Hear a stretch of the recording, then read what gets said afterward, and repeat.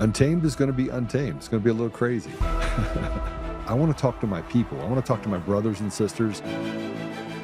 We can have grace and humility in how we interact with other people. Oh, hot dog, look at you. And nobody talked about what's really happening. And let's have conversations about what truth is.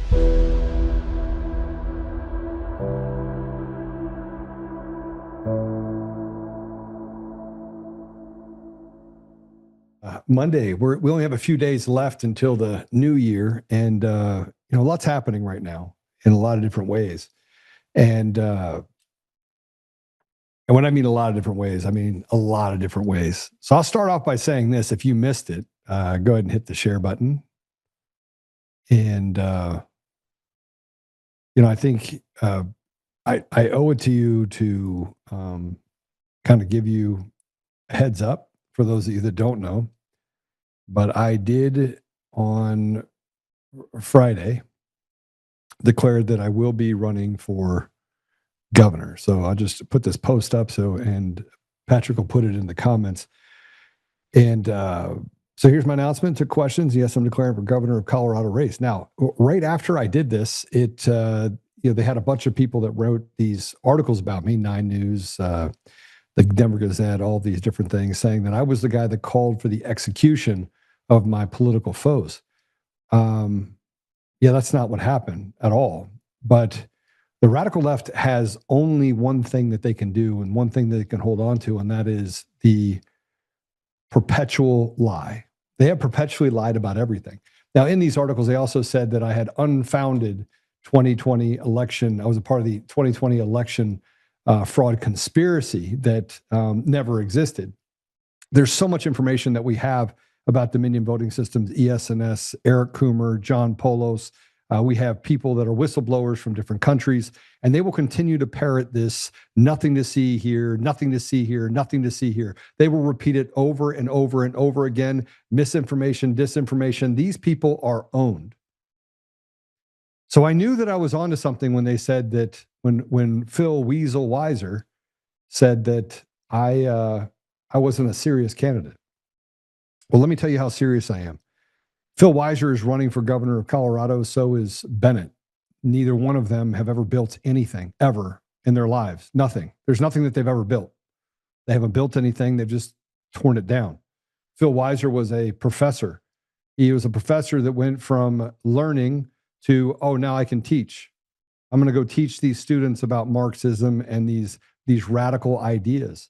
And when he was a professor at the University of Colorado, that's what he did. He was a radical professor that chose to teach his students radical ideas. And then he went from there to being the Attorney General of Colorado. So I think that I'm in pretty good company right now. And I don't believe that, frankly, that it's going to be a very difficult race. And I want to kind of, sorry, I'm just trying to get back into my notes here. Okay, that didn't work. Jeez. Sorry, guys. Give me 1 second. A little bit of a technical difficulty. Not the first time it's happened to me. Okay, so I want to talk about the 2020 election. So since I posted that I was going to run for governor, a lot of things have happened. I've had to register with Tracer. I've got to do a bunch of things about creating a website. I've had all these people reach out to me and offer me support. I got the online bashing and the people telling me that they're going to cancel me. I have other people saying that they're going to make sure that I don't make it to the primaries. Super fun stuff. Well, let's talk about 2020 for just a second. The 2020 election was not about 2020. It was about the fact that we had one of the most polarizing presidents in U.S. history. And with the 4 years that he had in, I think it's safe to say that President Trump would walk over and turn a valve and says, what does this do? And he would find out that it popped up a sprinkler of free money that went to people that didn't deserve it, nor should have had access to it. And he consistently did that over 4 years. And despite having people like Pompeo that interfere with his ability to get things done, or even Congress, or Bill Barr saying, hey, nothing to see here, as he goes up and threatens U.S. AGs, or excuse me, U.S. Assistant Attorney Generals up and down the coast saying don't investigate the election fraud. Despite that, he got a lot of stuff done. Despite the fact that they stole the election at the midterm in 2018 and basically flipped Congress and then blamed it on the media, used the media as a backstop. The media as a backstop to say this was the perception of the public, that the public was against President Trump. And the same thing is happening right now. President Trump has very good numbers as far as what people believe he is capable of doing and what he's done. He is getting rid of illegals that are violent criminals out of the country. And frankly, every time he puts his finger on the dial and says, okay, you know what? I'm done having Congress do it because you're not going to do it. You guys are feckless. Or the people in his cabinet, in large part, there's a lot of people in his cabinet who are standing in complete opposition to creating any sort of progress. So what he does, he just steps up and he's like, hey, I'm just going to do it. They're bringing drugs into the country, just blow up the boat. And the media, in sharp contrast to what they did when Obama did the same thing, because Obama used drones. And just so you know, Obama didn't just kill people that were terrorists overseas. Obama killed an American citizen on the ground using this drone technology. An American citizen, never been done before. No due process, no, hey, I'm going after terrorists. He went and killed an American, and everyone was silent. And these are the things nobody ever talks about. They don't talk about what the left has done and what President Trump is doing, but President Trump is using it against the radical elements, the deep state of our country, the CIA, the people that he doesn't seem to have a grasp on. He doesn't have a clear control over.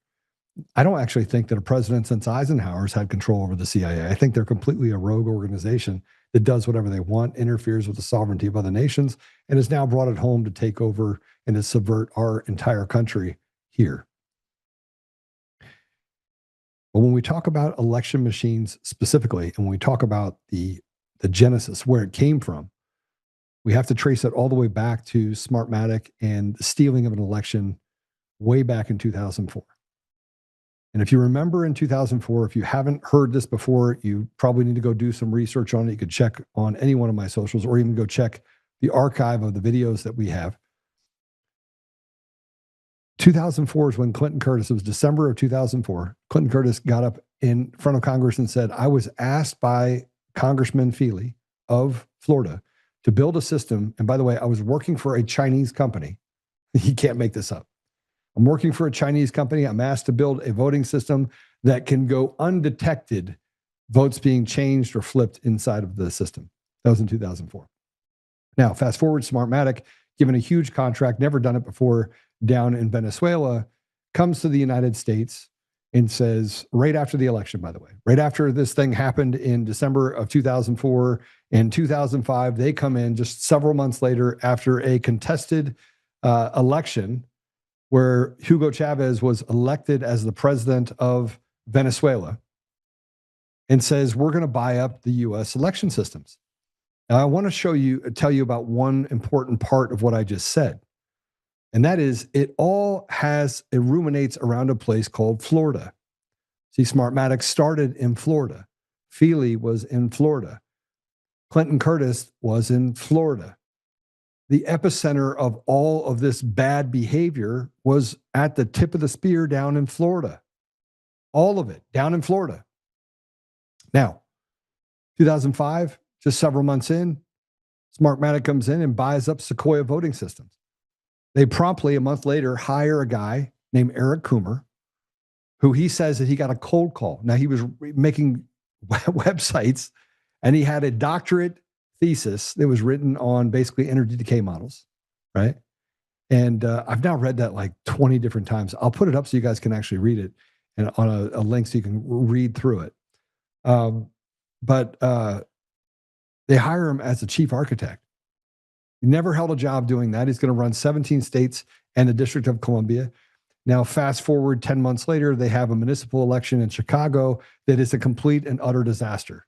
Who's at the helm? Who's at the front of that? Eric Coomer.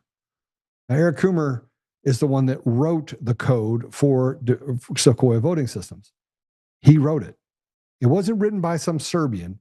He wrote it. He implemented his own algos into the system. Now, why would they pick a drug-addicted heroin addict who almost went to prison for a long time by his own accord, who was a skinhead, who, I mean, frankly, how would he have passed any sort of background check? Now, what we don't know is in 2006, CFIS got involved, which is an organization inside the government, super secretive.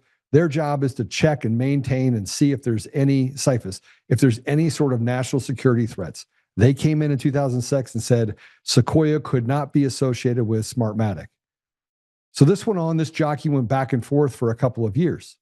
Back and forth. Who's at the helm? Eric Coomer. And during this, we had a bunch of hotly contested things happen, head scratchers, with the 17 states and the District of Columbia as far as the voting.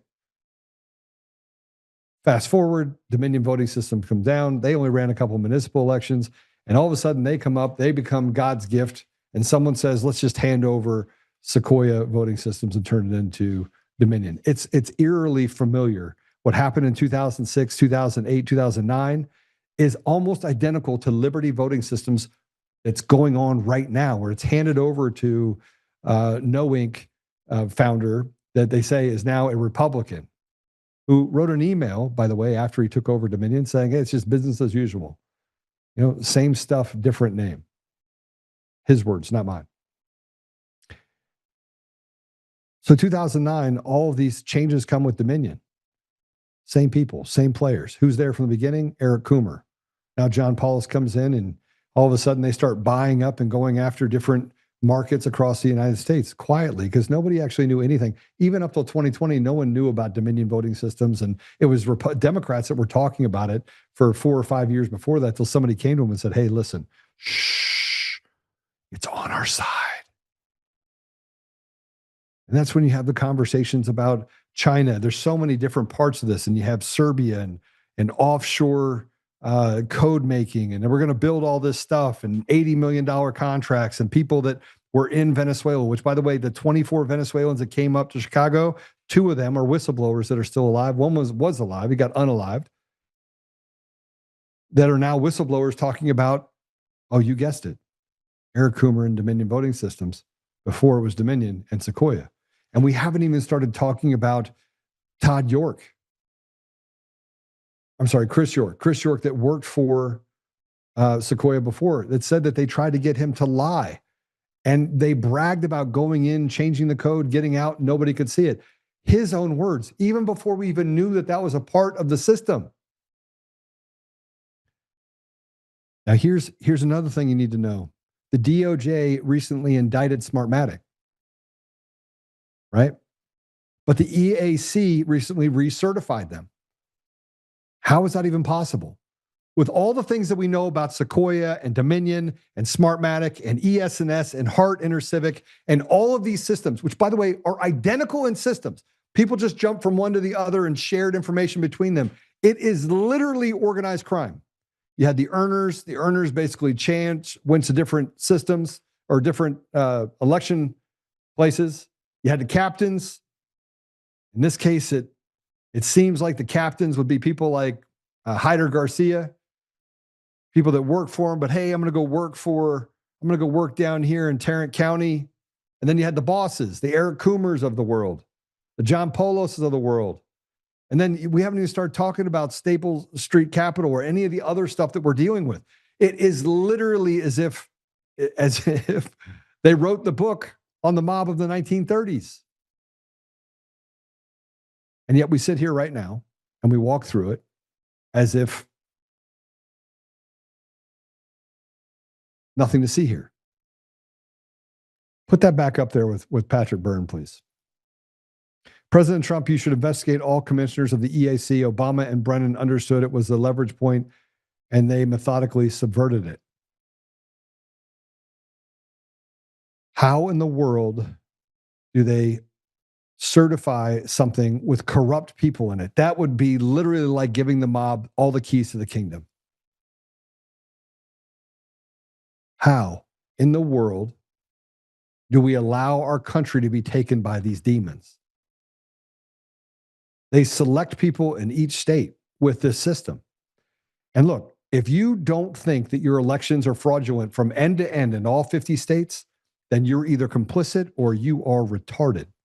Those are your only two options. There is no option C. You're either a traitor or you're stupid. Because the amount of information that we have today on the systems and how they subverted the elections in every state with cash flow records and the things they've kept us away from, just that would be enough. And how about the sale of Dominion to Liberty voting systems? Under secret, we don't have to disclose anything. Since when did you not have to disclose when you're actually doing the votes of the American people in 50% of the precincts around the country? When does that not become something that the American people should have absolute access to? But you make us play hide the weenie and run around and try to figure out who is it that actually funded it? How did you write a check for it? $787 million that Fox gave to Dominion voting systems.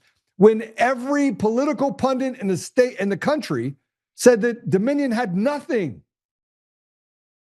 But it's really easy when you can look at the number of judges in our country who are not judges. They're henchmen. They're a part of the earners and the captains and the bosses of a rigged system. Our entire country is based on a banana republic. You say, well, Joe, why would you run for governor? I have zero chance of winning in Colorado if machines and mail-in ballots are still a part of the process. Zero. The only person that will ever be picked for a position is who they want when they hold all the pieces to the puzzle. I think that it's you've got this problem where we sit around and we complain about it. And I'm going to tell you something. Michael Flynn put out a warning to President Trump. And hopefully I'll have it out there by the end of the month or the end of the show so you can see it. But I'm not running for governor of Colorado because I want to. And I'll tell you something else. I don't want to. I don't want to be a part of this banana republic. I don't want to be a part of a system that's so rife with corruption and absolute evil that the entire system serves itself while betraying the very people it says, I'm here to represent. I'm running for governor for a few reasons, one of which is I want to shed a light on the 40% of the population, not just in the state of Colorado, but around the country. We'll call them the have-nots, who have no chance. The only chance they have is they can go out there and play basketball or football and pray to God that they can become Michael Vick or, without the charges, obviously, or LeBron James. Maybe not LeBron James. Anyone but LeBron James. That you could become one of them, or you could become a drug dealer. There's no opportunity. There's no education. Unless you consider education this propaganda and rhetoric that they put in their heads that white people are bad and the only reason you don't have opportunities is because of them. And it's always the same synagogue of Satan individuals that hang together that run all of Colorado, by the way, that tell you that it's them over there. They're the problem. While they shove vaccine mandates into every home, while they create an environment where they feed more drugs onto the streets, where they let criminals run rampant and create victimology to the entire community. I don't even know what you call it. What would you call it when you let someone out of jail 16, 17, 18 times over a 5-year period of time, with 8 or 9 of those being felonies, only to have them either set someone on fire or kill a young, innocent citizen of the state of Colorado, or any state for that matter? They've created a system where they basically have made it fear-based. But that 40% that's out there, they don't have anything to lose. So they already know that it's play a sport or go to prison, because those are the only pipelines that have been set up in those environments. So part of what I want to do in Colorado is, frankly, just shine a light on it.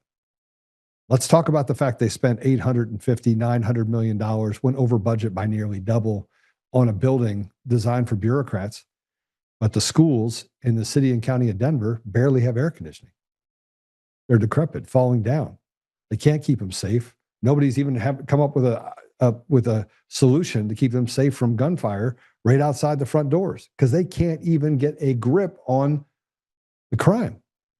And when they do, they put them in the system and let them right back out so they can victimize the community, so they can say, gun violence, let's get rid of guns.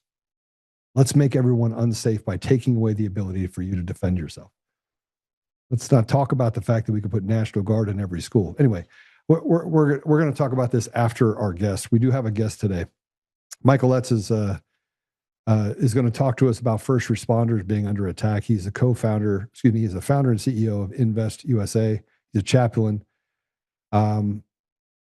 It appears that he went to Columbia. Oh, no, sorry. He's a chaplain at Columbia Police Department and South Carolina Law Enforcement Division, SLED.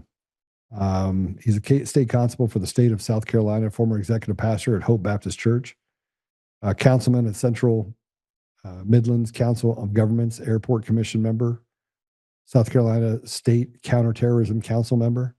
He's a founder and CEO of Salty Fin Realty and Holdings, a board member and partner at Talis Technology. He's been busy. He sounds like me. He's been pretty busy. His leadership positions in Chamber of Commerce, Boy Scouts of America, and Kiwanis. It used to be Boy Scouts of America. Now it's Scouts of America. I wonder if he gave up those positions. We're going to ask him about that here in a second. He got the Congressional Gold Medal Award, 100th Congress, for community service. It should be an interesting conversation. I got a bunch of questions that I'm going to be asking him, but we're going to be talking about first responders. But with that said, Michael, welcome to the show. You're muted. You muted. Oh, Tommy, you're here. Hello. How you doing, Tommy? Doing very good. How are you? I didn't know you were on. I'm always watching in the corners. You're lurking. Yeah, we're on the shadows. There he is. Always a privilege, Joe. Thank you for the opportunity, and congratulations on your offer to serve the public by running for governor. About the upcoming race. I am a reluctant hostage. We're all reluctant hostages. I've served in public office for 30 some odd years. It's the last thing anybody wants to do, but somebody's got to do it, Joe. Yeah, no, it's I don't. It took me about 10 days. Tommy bugged me for the last 5 days. What are you going to do? What are you going to do? You going to do it? Good job, Tommy. Do it. And then Misery loves company. It's the principles behind it are really simple. Give me a leader that is willing to listen to the people just for a minute. I mean, those are the people that I want serving. I want reluctant leaders. I want people that want to walk in and have a lot of talent, a lot of ability, know how to overcome obstacles, and can listen to the very people they say they represent. And we just don't have that servant leadership. We don't have leadership at all that cares even what happens to the people, let alone listening. We lost statesmanship. We've got public officials instead, and it's time to bring back some statesmen. Look, I don't think it's going to happen without some degree of force, though, because I think that if we don't get rid of machines and mail-in ballots, I'll say it again, over and over and over again, our entire country is rife with corruption, and it uses a system that is completely diabolically evil. But Joe, I think you're fixing to see 2026 take a dramatic change in the first few quarters as to not just exposing. We've exposed more than what we need to. It's time to take action and accountability, and I think you're going to start seeing some of that. Yeah, I would hope that you're right. I would hope that you're right. Well, we know we have tribunals underway, we have grand juries underway, and the evidence is just abundantly clear. And I'm very confident that there's going to be indictments coming forth. Now, that having been said, where do they lead us to? I think the American public is going to be to the standpoint, if they don't lead us to the right conclusion and they are rigged, there's going to be a revolution. I don't want to live in a country that is run by demons for sport. I agree. We have a corrupt Congress. We have a corrupt judicial system. We've had former corruption in the executive branch in the past, and we'll continue to have it unless people are held accountable. We've done a fantastic job, Joe, of presenting the evidence that's there, uncovering and presenting to the American people the nefarious activities that have been done. But quite frankly, when I hear on the road, and I'm all across the country, great job in exposing it. What are you going to do about it? Because if you're just going to talk about it and do nothing about it, then don't say anything else about it anymore. I think that message is loud and clear. And I think you're going to start seeing some action being taken the first of the year. I have an immense amount of confidence in President Trump. Immense. I mean, I've also been a critic, but I haven't been so critical that I step on his toes, because I know.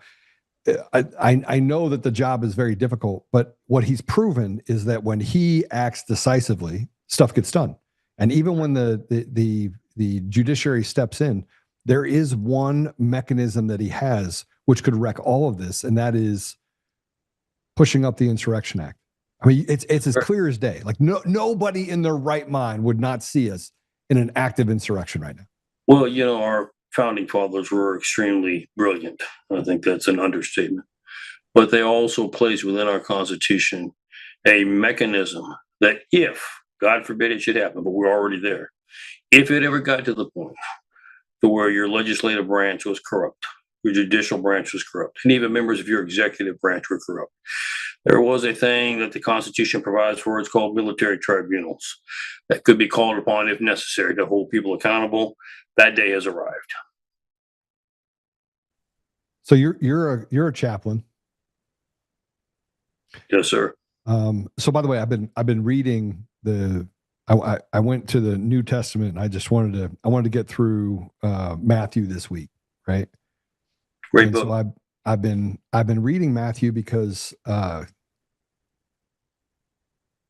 was sitting outside power washing, doing some honeydews, and I was angry. It's hard not to be angry. The average American is super angry right now. And rightly so. On the left and the right. I mean, and the 80% in the middle, they feel like mommy and daddy are fighting. Right. But they know something's wrong, Joe. They know something is wrong. I think everyone does. Yes. I think everyone can recognize, look, I need to say this. When people elect people, when the system is not rigged, it can't get this broken. No, you understand? Exactly right. And it's not been just rigged by within. It's been rigged by foreign influence as well. We've allowed it to happen. Hold on a second. Hold on. Let's take foreign influences, because we always do this. We always do this thing where it's somebody else's fault. No, we have traitors in this country that sold their grandmother and future generations down the river and brought in and accepted those foreign bribes, accepted those foreign gratuities. Well, it's understood, Joe. You can't come in to the country and accomplish things without aid and abetting. I mean, it's got to happen. It's just like we've talked about. I was involved with the Secret Service. I mean, I've done an awful lot of things. Been involved with intelligence agencies over my career. You don't get the opportunity to coming this close to assassinating the president on numerous occasions, and that's just one small example, without assistance and aiding and abetting and getting the opportunity to do that. I'm sorry, the numbers are just not there. The statistics are just not there. You can't get that lucky. Well, you can't make that lucky twice. Well, I mean, Joe, that's twice that you know about. It's been a lot more than twice. Yeah, I mean, I look at what happened to Charlie Kirk, right? And then a vacuum was created, and what filled it can only be described as more of the kabuki theater. So we took out a man that I think was probably one of the most honest, one of the most authentic men. Good friend. That he had that front covered. Like we didn't have. And he was on fire, Joe. That thing was moving and growing like leaps and bounds on steroids. Scary. Now it's growing in theatrics. Correct. He never would have. He would have prayed for her. He would have done things like say, "Hey, look, I can get on board with you if you would give up, WAP and all these other things that you've done to destroy young people." Correct. But he never would have ingratiated himself to Nicki Minaj. No, it's nothing has been more. Not to interject myself, I've been very lenient. Not that anyone cares about what my opinion is, just because. Sure, Joe, I care about your opinion. Thank you, Joe. You lost a brother. I lost a brother to suicide, and the reason why I was gave it so much such a wide berth at the beginning is because the day I found out, I completely imploded, and then I didn't cry for 9 months. I just my brain went out to lunch. I was 23 years old, totally mature adult, just graduated college, and I didn't even register it for 9 months, which is why, and again, these are completely different things, but when people are like, she's not grieving correctly, I think if you were to look at me, the 9 months in 2014 after I lost my brother, you'd probably think I was insane. But I was just, I don't know, it was a trauma response. It was just, my brain turned off. And then it came back 9 months later. I've tried to be very lenient and go, I have no idea how she's trying. I don't know what it's like to be married. I don't have kids. It gets to a point, though, where you're kind of like, I don't know if I can provide leniency. Not to completely derail the conversation about this, but it's, you remove Charlie Kirk, who was, again, very honest, not fantastical, not doing clickbait stuff, and you removed him and you filled the void with lowbrow, single digit IQ slop. And I think it's by design. Everything's by design. There's very few things that are by happenstance. Well, and it's. I had a whole set of questions, and I just totally derailed it. Because, I didn't realize when I started going into Charlie Kirk. Completely. No, the Charlie Kirk thing, I think it's important because aiding and abetting Trump assassination attempts, more than one. That's where we are. That's you were talking about the Book of Matthew. Yeah, the book. I mean, so the Book of Matthew it's been fascinating because I go from chapter to chapter, and anyway, I'm out there power washing, doing what my wife asked me to do, and which is completely cathartic, by the way, and it goes into them having to hide Jesus and the king going out and killing everyone under the age of 2, and I just kept thinking about where we are right now. And this idea that leaders are allowed to do really horrible things to our people. And yet it goes down in history, but there was no consequence, just that he died. Like nobody held him accountable. And I look at Biden, I look at Obama, and I look at the things that are happening right now with healthcare and this off the rails mentality where everyone is in it for themselves, this lawless environment. And I'm like, there's no real difference in 2,000 years later. No, it's the same. The question will be, Joe, is as we move into 2026 and it becomes evident what really transpired and what the consequences should be, will the American people demand that those consequences be taken, or will we just let it take a pass? If we let it take a pass, then we have sent a strong message. We don't have a nation anymore. We don't have accountability. Anything goes. Everybody knows. You take a look at history of the Roman Empire. When anything goes, your empire implodes within a short generation. So we're fixing. That's why I say 2026 is so critical. We're fixing to find out just where this nation will be in the future. They are. Do you think the same? They're using the same playbook. Do you think that this same playbook? Do you think it's been played out? Do you think that they're just not anticipating that 2% or 3%? Well, they're using the same playbook. This is the CIA's playbook. I mean, they've done a very good job of putting it together. We've used the same playbook for generations, and it's been successful all around the world. The problem is that the CIA is failing to recognize that you have a different caliber of people that you're putting it in and placing it upon this time in the United States. And so the playbook that has been so successful globally and for generations may not quite play out the same way here as it has abroad. Plus the fact that people are now realizing that we have, you mentioned, a rogue agency. I'm not so sure that I agree that even Eisenhower had a handle on the CIA. I don't think anybody's been able to handle on them. The only one that came close was assassinated 11 days after he said that he was going to dismantle them. So they have obviously exercised and shown their ability to control their own destiny and to control the destiny of this country. But I think people are seeing that now, and it's becoming much more difficult for them to just gingerly get their agenda put in place and accomplished.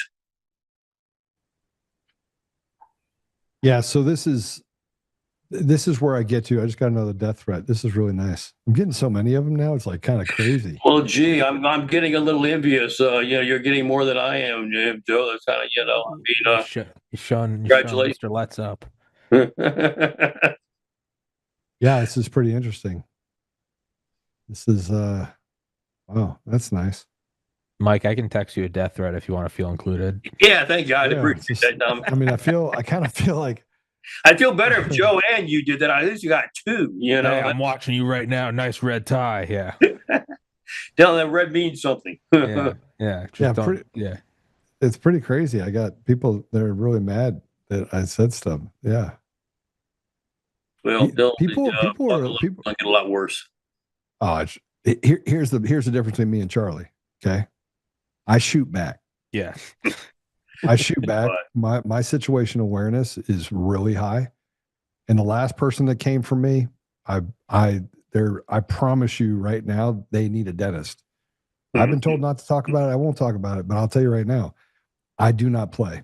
So that's the difference between me and everybody else. And I don't put myself in bad situations for that reason. Well, I'm honored that we've got some more players on the team. Thank you, Joe. Yeah. So tell me, Tommy lost his brother to suicide. I lost my brother to being killed by police officers. I still back. I'm going to say this, and I'm going to tell you that this is probably 99% of America. 99% of America who has ever touched the judiciary does not like the judiciary. Right? I would agree. Because the process is the punishment, and they get to do whatever they want. Once you actually can feel the fact that you are helpless in a system because you have to play their game, then you start to realize it's not what it seems. It's a banana republic. And my brother was murdered by a police officer. I still back good police officers right. that are there to serve and protect. And I'm not sure that there's as many bad police officers as there was before. In fact, I'm sure of it. But how do we reconcile what the police officers do with the police officers that aren't on the street talking to people, that are behind the scenes, that are caused with the DAs, that are them pushing things through? That's where the rot exists. It's already, those rotted officers have already gotten to the next level. So they're not even forward facing. No, where your corruption lies within the judiciary system. When I talk about, and they utilize the enforcement section for our key components in the enforcement section to get accomplished what they want. Yes. Overlooking some evidence that should be brought out, hiding exculpatory evidence, creating evidence that doesn't exist. And look here, I mean, I'm speaking from experience. I can tell you exactly the truth of the matter of what you're talking about. The guys on the street resent it. They hate it.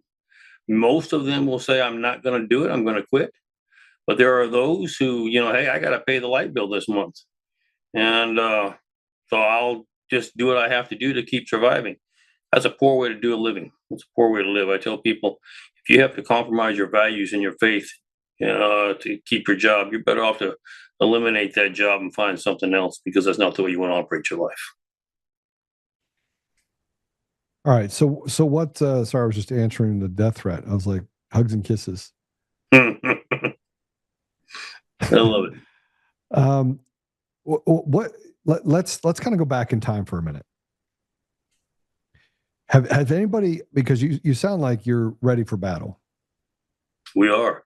Like you're we're leading we're already on the battlefield, leading the way. But I'm saying, if it came to the point where we had to basically take a stand, you seem like you're reserved to the fact that taking that stand, even if it costs you your life, it's something you'd be willing to do. I think the vast majority of Americans feel that way. But how do you reconcile that with what they say of how can you say you're Christian and you're for violence? Because I get this question all the time. That's very simple.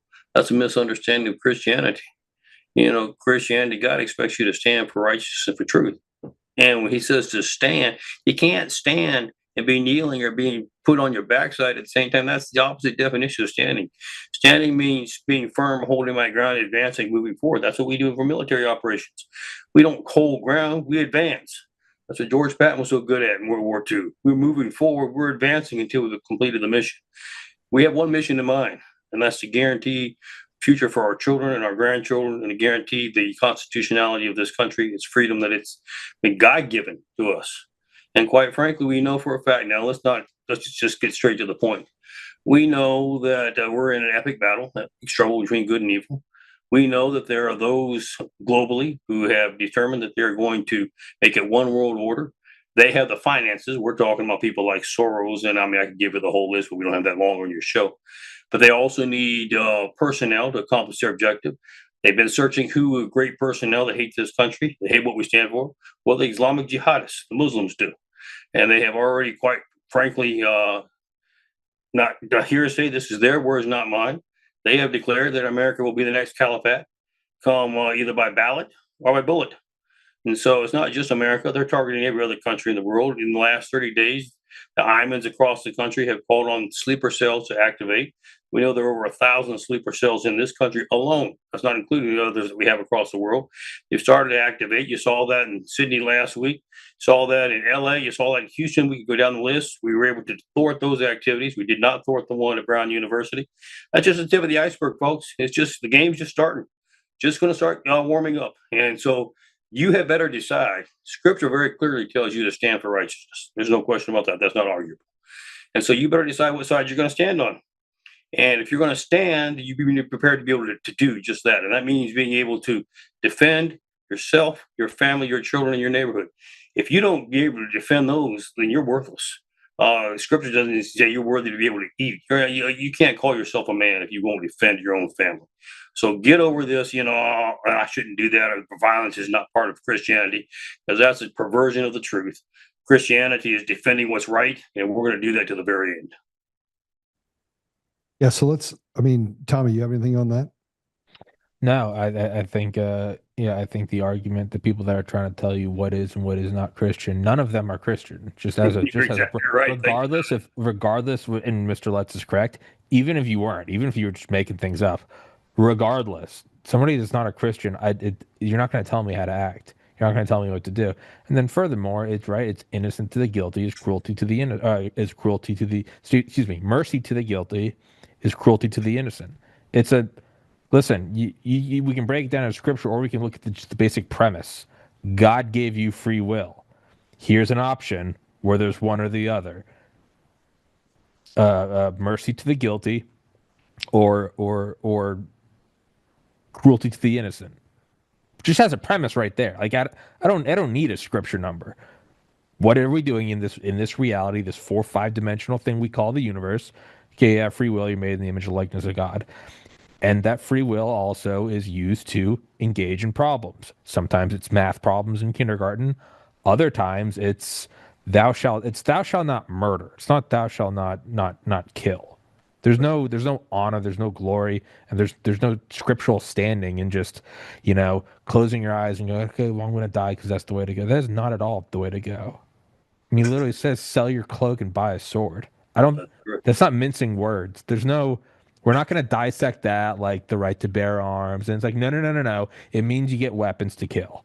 That's what it is. That's what it is. And if you want to shroud yourself in it and say, well, I'm a pacifist, I'm not going to kill. If you want to say, well, I'm biblically meek. No, it's not. There's humility. There's kneeling before God, and then there's cowardice. And I can sit there and, see some kid getting kidnapped, and I go, I'm going to turn the other cheek. That's not that. If that's the case, and then it's also, it is better to have a millstone wrapped around your neck and thrown into the depths of the ocean than to harm these little ones. Free will. So now which one is it? Are you humble and meek in the eyes of God? If that means turning the other cheek to seeing a child get kidnapped? At a certain point, it's what the answer is. You know what you have to do. God also didn't put you in this and abandon you. He put you in here, and it's difficult, and it's free will, and it's a lot of gray area. He gave you a functioning brain, and I really think above all else, the primary thing God gave you was free will. If he wanted marionettes, if he wanted a script that he knew the outcome of, if he wanted to watch Die Hard for the 1,000th time, he would. But that's not what he did. He gave you free will in a very uneven, the loose ends don't get tied up, murky world. That's how I look at it. It's nice to find a scripture number, but God gave you free will, and it's a zero-sum game. There isn't a thing where you can go, I'm just not going to get involved. It's not you're hanging out with the in-laws and everyone's had a couple drinks and they're arguing, and you're like, you know what? My best move might just be to shut up and ride out the night. That's okay. something like this is not okay. There is no footprintless action. If you don't stand, you are actively allowing other things to happen. So Mr. Les he's got the receipts, he's got the scriptures. I don't. I just look at it as God gave you free will. You know what to do. If he didn't want you to have these difficult situations, we would never left the Garden of Eden. We'd still be there. But that's not what we are. True. That's just my own 2 cents. But maybe we are in the Garden of Eden. Or we are, and what comes next is not, in which case we need to do our best to stay in it.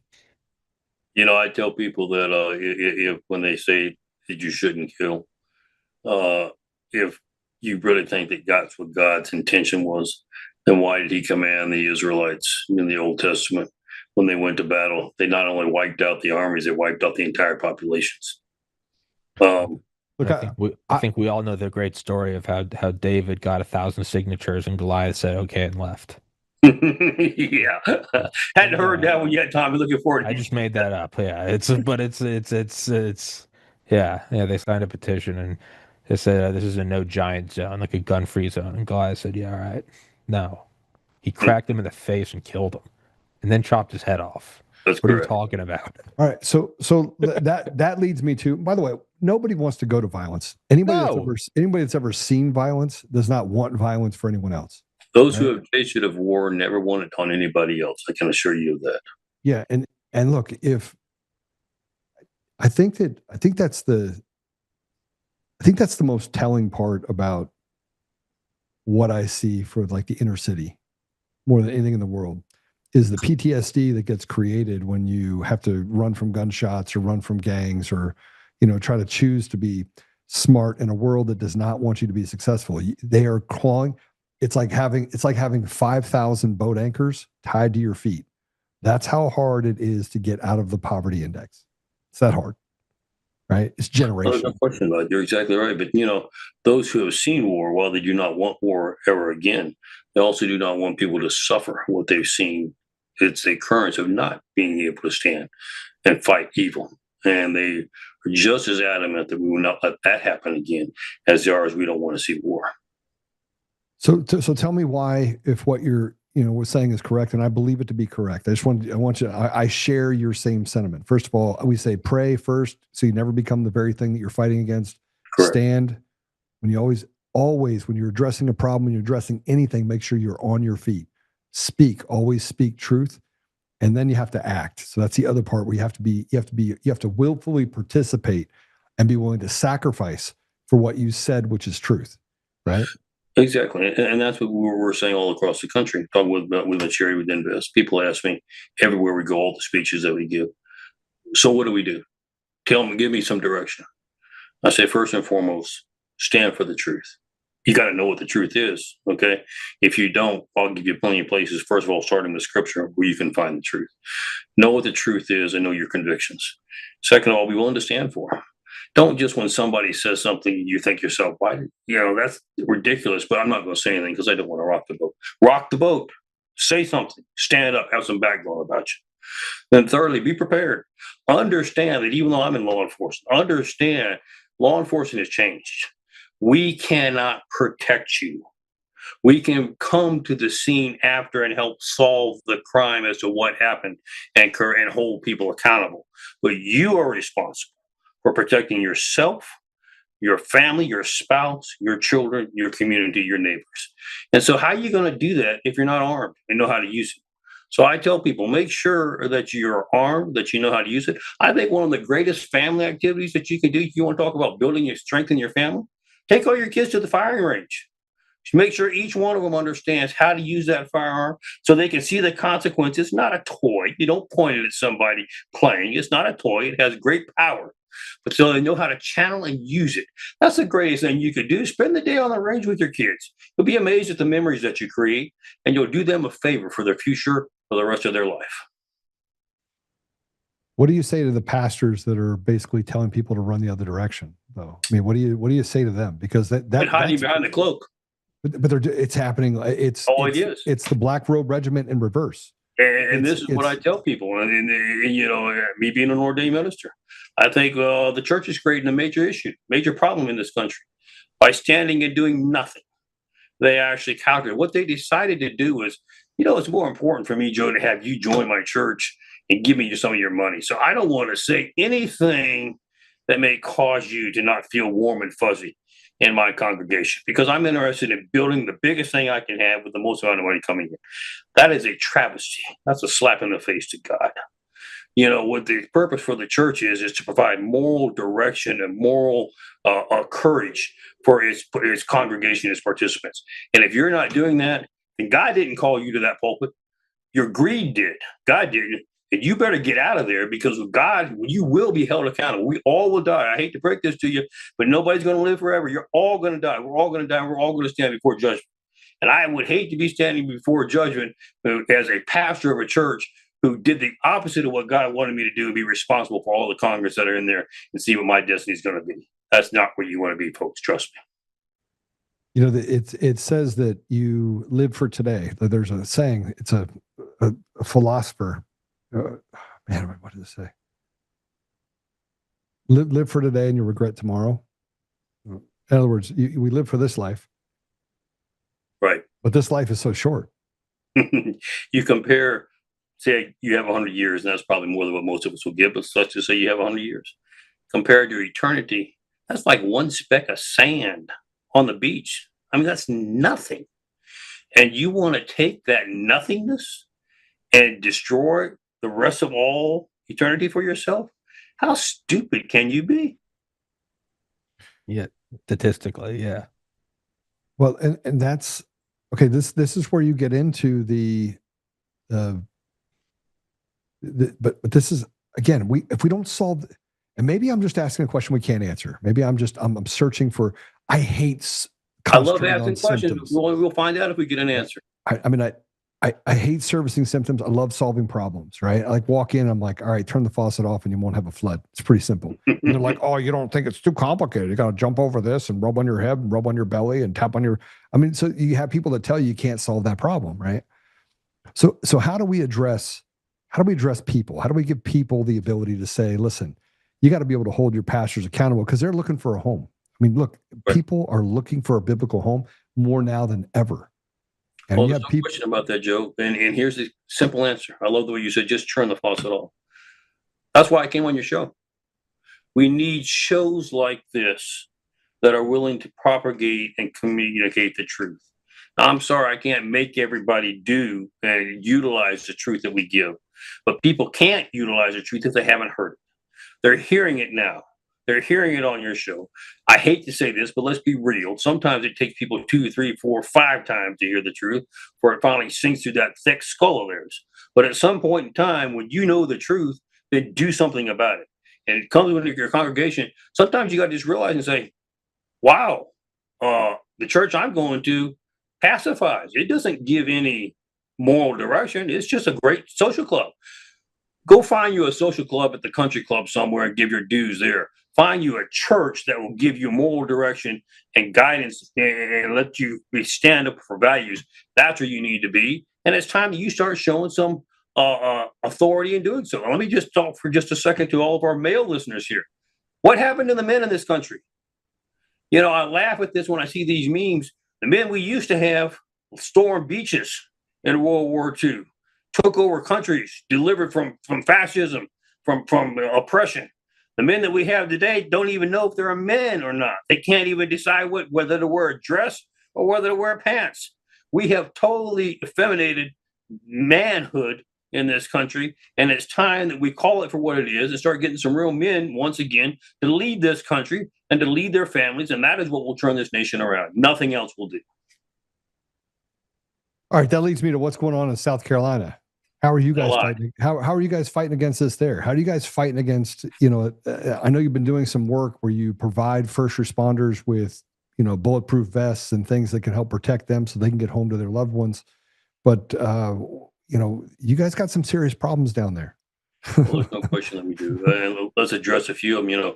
Of course, Invest is a national, and in fact, we're international. We have deal with first responders all across the world. But South Carolina is no different. than any other state. You say, oh, no, we're not like New York.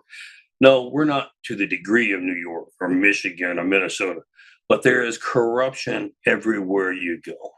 You have elected officials who are taking from the dole, who we know about. But let me tell you the problem that whether we have this in South Carolina or any other place, people say, well, I don't want to say anything. I don't want people to take offense, or I don't want this person to get mad at me. Why not? You expect life to move forward in a positive direction without confronting evil? Where did you ever learn that? Probably in our educational system. And that's a total of the corruption thing. We could spend an hour talking about that, how we have to revitalize how we educate our young people. But it's time, and this is what we're doing in South Carolina. Yeah, maybe the atmosphere is a little more conducive to standing in South Carolina than it would be in California or New York, but the principle is still the same. If you don't stand and call out evil, whether it's corruption, whether it's in the judicial system, the law enforcement, and we have some sheriffs and all who are should be on the other side of the bars, quite frankly. If we don't start calling people out and holding people accountable, we're going to lose this country. And let me tell you what I remind people all across this great nation of ours. When America's gone, tell me where you're going. Because I haven't found a place to go yet. America is the last bastion of hope and freedom in the world. When America falls, the world falls. Now, is that what you want? Because when the world falls, you won't get it back. It's over. I've already got their I told you I served in intelligence agencies. I know the playbook. I know exactly how, we've handled this in other countries. We're using the same plays in this country. Quite frankly, I'm embarrassed to say, but it's working. And we're getting real close to coming to a point of no return where we cannot turn this country back around. What? We still have great hope, but I'm concerned this will be the year whether we go one way or the other. Why can't we dismantle the CIA? I mean, is it that we just have no control over it, and the fact that there's like another sub-government? I almost feel like that's the case. Like we have a government that's basically running our government. It's like a little bit of you hit the nail on the head. So the question then becomes, how does it get accomplished? And the question, this is a larger question, and there is an answer. They don't want to hear it. And trust me, you're going to get about 4 or 5 more of these little texts you were just reading a few minutes ago when we get done with this little portion of the program. But whether it is judicial corruption, and we have tremendous corruption with activist judges, even the Supreme Court. We have tremendous corruption in our judicial system. We have tremendous corruption in our executive branch. We saw that under Obama. We saw that under Biden. Trump is trying. I use that word. He's trying to do what he can to drain the swamp. But, let me remind people, he is one man. And when you're talking about an agency, a government that's probably a bigger employer than anybody in the world, with a lot of decades to bring in corrupt people into there, that's a much bigger task than just replacing one person, okay? But we also have corruption in our legislative branch. How many of the members of Congress are on the dole? I mean, if you got another 2 hours, I'll be glad to start going through the list and calling names if you'd like to. But here's where we're at. Our country knew that we could get to this point. And as I mentioned a minute ago on your on this show, it gave us one nuclear option, if you want to call it that. It's called military tribunals. A military tribunal cannot be subject or cannot be used on civilians except for one reason. And that reason is what we call national security, matters of national security. Now, let me ask you the question. Is a corrupt judiciary a matter of national security? Can you have national security in a corrupt judicial system? Can you have national security and a corrupt Congress? Can you have national security and a corrupt rogue agency? No. Why did they give us this option? Because they knew that when you got to this desperate point in history, if you couldn't trust the military, who are supposed to be charged with protecting and defending you, it's over already. The country's gone. And so now notice how the military... We're almost there. We're almost there, but notice how a military tribunal is set up. We don't have general officers that oversee military tribunals. It's your middle management. It's your majors, your colonels, your captains, people who have been in combat, who know what is at stake. They're the ones who serve in military tribunals. And military tribunals are distinctly different than judicial process. We don't have appeals, and it takes another 4 years before we hear this case. You got 60 days. You present your case, Military tribunal determines whether there has been an infraction of the judicial code. If there has, they understand what the penalty is, and we don't debate about. Okay, well, I think that's a little too tough on Joe. Let's do something different. No, if you did it, here's the penalty, and we actually execute what the penalty is all within 60 days. That's how you bring people in accountability. When you start bringing military tribunals in, and people suddenly realize whether the judiciary, legislative, executive, oh boy, I'm going to actually be held accountable. You'll see a difference between night and day within a matter of minutes. So you are convinced that tribunals are going on right now, or at least they're getting set up. Well, let's talk about the process. Military tribunal can only be convened by the commander in chief or by Congress initiating in the House of Representatives. Mm-hmm. You think Congress is going to do it? I want to say in the desert, okay? But he's going to have to invoke the Insurrection Act. You don't have a choice. I've tried everything else. To the point to where you're ready to actually execute the tribunals, you are correct. Right. Now, let's talk about where we're at in this situation. We've been very gentle as to how we've done this, okay? Mm-hmm. America understood that you cannot operate with crime the way it is. You say, well, let law enforcement handle it. Well, let me just give you a couple of statistics real quickly. When Joe Biden took office, we had 1.4 million roughly sworn officers in this country. When he left, we had a little over 700,000. Do you really think that we have the capacity, law enforcement-wise, to restore law and order? No. Anybody within the system will tell you and laugh at you and say, absolutely not. So what are we going to do about it? Well, the president was very clear during the campaign. This is before he became president. We're going to have to augment that with military assets. Well, let's do it with National Guard. And that's what he did to begin with. Then you had the judicial activists. Oh, you can't do that. They're not part of the armed forces. The commander-in-chief actually doesn't have the authority to implement that. All those are a bunch of bogus lies. But he went on ahead and implemented the Marine Corps in California. He's already set the stage, okay? And no, he hasn't pulled the plug on the Insurrection Act, but he set everything in motion. And what does the Insurrection Act require? It requires that there be a declaration of a national emergency or that we have enemy combatants on American soil. Now, who did he designate as domestic terrorists? Cartels and others. Are they on American soil? So, check that box. Now, has he declared that we have a national emergency due to law and order? He has. If you go back and look at it, it was in his inauguration. So we've 100%. checked both of those. So we have set the stage. You say, well, why didn't we just pull the trigger? Folks, one thing you have to understand about Americans, we don't like change. We're apprehensive. We don't like things springed on us, okay? So sometimes you got to warm up the engine before you drop her down into gear and fire it and squeal the tires. It's been 5 years. We're past the point where we're but those first past four, the point, Joe, brother.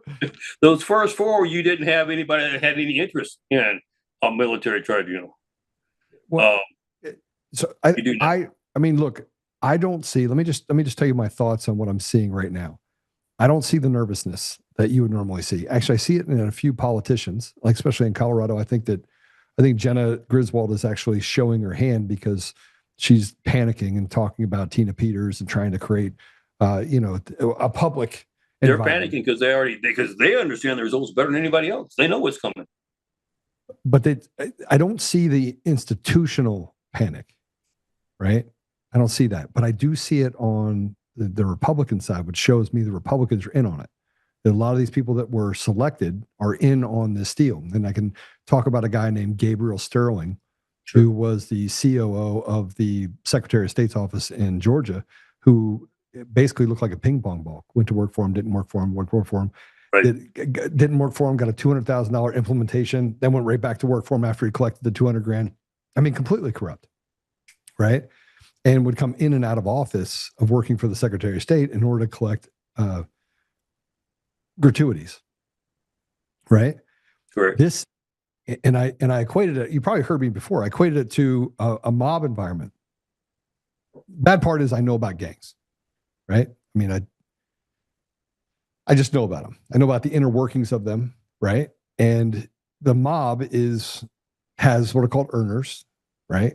They have people that are on the street. Their job is to collect, basically enforce, right? And then you have the captains, because the earners are also the enforcers. So you have that two layers where the earners come in, you don't do it, they just send in Guido. In this case, the enforcers are the judiciary. So we have an entire mechanism that mimics the mob of the 1930s with impunity, right? Then you have the captains. So the captains are the people that were selected, not elected. They're put in those positions of power. Their job is to go back down to the enforcers and say, listen, I need you to shut them up. I need a $787 million verdict there. I need a $2.3 million verdict there. I need you to play partisan politics. I need you to do things to violate the law. And let's just outwit them with time. And because I have enough people, density, I can continue to do it. Now, then you have the people at the very top. You have the bosses. In this case, shadow government, CIA. They're doing their thing. They push it down to the captains. Captain's job is to do exactly what they say. That's why you have this unity between these trilateral or quadrilateral agreements that you have with California, Washington, Oregon, Colorado, because now they're operating as one unit, which was never supposed to be. They're supposed to have their own autonomy. But now they're mimicking each other, creating these relationships, which is a violation of the Constitution. They're supposed to operate independently, but now they're not. Now they're creating their own nation states, right? Correct. Inside of our government. And by the way, this is not a difficult thing to understand, what I just said to you. Very simple. And here's the difference though, Joe. I concur with what you said. But the one thing that has been troubling for them is they didn't realize that there were going to be a lot of people like you and this show and others across the country who are going to be educating the American people. And understand this. They understand the American people are armed. And they understand the American people did it one time before, 250 years ago. They are capable of doing it again. And so they're having to be very careful how they proceed. And they're scared and they're not sure exactly. They can't just roll in with tanks and destroy the backbone of this country. So they're trying to do it through their main arm, which is mass media, to convince everybody that you and I are crazy and that nobody else believes in what we say. But they're losing that battle. They're losing it very quickly. And if you begin to hold people accountable through tribunals, you won't have to have tribunals for the entire country. You have one or two, it'll be amazing how fast they turn on each other. And the whole system will collapse. And I believe it's on the verge of collapsing now. Yeah, I think you're spot on. I think you're spot on. I've been less patient of late because of this fact. And I got on with a friend of mine because I tried to be an apologist. I'm not a very good apologist. My friend's like, that's bullshit. I was like, it was David Clements. I go, yeah, it is bullshit. I love it. So then I come to the point where I go, all right, I just articulated the structure. Mike, do you think that structure's true? You think it exists that way? It's true. I mean, I've been in the intelligence community. I know exactly how it's set up, and I know exactly how things are operating. I know exactly how every one of these, whether it's legislative, whether it's judicial, whether it's executive, how they've structured and how they keep their operations going, how it's all based on cash flow. By the way, it's not their money, it's our money they're using. Isn't that convenient? But yeah, they know that we know, and that's why it's important for them to silence us. They're doing the best they can. I was kind of hoping you got 2 or 3 more little notes, but maybe not. But they're going to do everything they can to silence us between now and the end of next year, but they're not going to succeed. I would agree with you. I would agree with you fully. Okay. Well, Mike, I just appreciate you coming on. How can people support you? How can they follow you? Well, they go to our website. That's INVEST USA, investusa.org. There'll be 2 things. First of all, you can make sure you support our first responders. Folks, we have the lowest morale rate we've ever had in history. We have the highest number of officers killed on the line of duty in history. And we have the highest suicide rate we've ever had in history. Our officers, our first responders need you. They put their lives on the line every day to protect you and I. The least we can do is that we stand with them. So if you can, make a contribution to help provide an active shooter vest for one of these offers. The second thing you'll see on there is our media section. You can keep track of every one of these shows like the ones we're on now. you can keep track of what's going on in America and in the world and how it affects you and I, not just through law enforcement, but our everyday lives. Make sure you learn the truth, because the truth will set you free. God bless you, Joe. God bless you, Tommy. God bless America. We're going to win this war if we stay united together, and I believe we're going to win. And I want you to know this, even though my brother was murdered by a police officer, and I want everybody to understand this, I believe that character is individual and that there are a lot of good men that are super lonely. So one reason why I talk about a brotherhood, right, is that men lose their way in a lot of different ways. And when they lose hope, it's typically the where it starts. So we got to make sure that we maintain and protect each other, because the community is all we have. It truly is all we have. I tell this because we speak to cops all across the country, all week long. And I have just hundreds of thousands of them come up over the time and tell me, I'm disappointed, this and that. I say, hold on. Because when I say we're going to drain the swamp and clean it, we're going to clean it all the way. And that means corrupt law enforcement too. And I'll be glad to call you ahead of time and tell you meet me here, because we're fixing to kick the doors down. So, this applies. We're not going to protect one class. It is going to be equal liberty and justice for all. God bless you. God bless you, brother. You the man, Mike. Yeah, he's a great dude, man. Isn't he awesome? Great. Yeah, I'm gonna have a lot of fun having him on again. We're gonna talk more through stuff. I'll exchange y'all's numbers right now. When the tribunals start, I'm gonna be like, yeah, let's go. Dude, I want a front seat.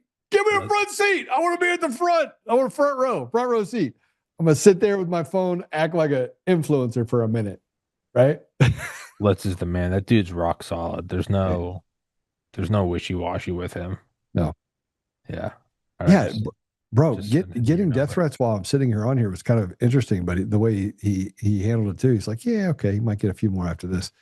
And what he's talking about with the churches as a chaplain, talking about the fecklessness of the churches, men have to hear this, right? And men have to hear that there is hope, there is a place, that you can come out of the other end with this. So I am encouraged. I wasn't encouraged before he got on either. I was like, right. It's like, you should. His whole story is a little bipolar. He didn't quite go into it, but like, he talked about when they first started, like decades ago, when they first started raising money for Kevlar vests for these precincts that just couldn't afford it. Yeah. It was kind of like what you're talking about running for office. He was like, yeah, I don't really want to do this. He's like, we're going to raise 50 vests. And he did it. And he was like, awesome. And he went to go dissolve the thing, and somebody's like, well, can you do this precinct one state over? And he was like, okay, we'll do that one. And he kind of just kept going, and I think it's been going for 30 years, where he was like, I never wanted to do this shit, but he was like, no one else is doing it, so he did it, which is, again, kind of, the people that should lead are never the ones that want to lead. That's why I like him, is he never set out as look at me, I'm doing this for police. He was like, what am I doing? This is a little side thing I did. I think it started because some mayor was like, if you raise the money, you can give it to him. And so he just took it as a challenge, and he did it. And then it just kept happening for 30 years. And so he's still doing it.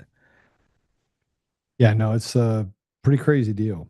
Yeah. By the way, Boz sent me a link just now, and I need to put this up. So yeah, Basil sent me this.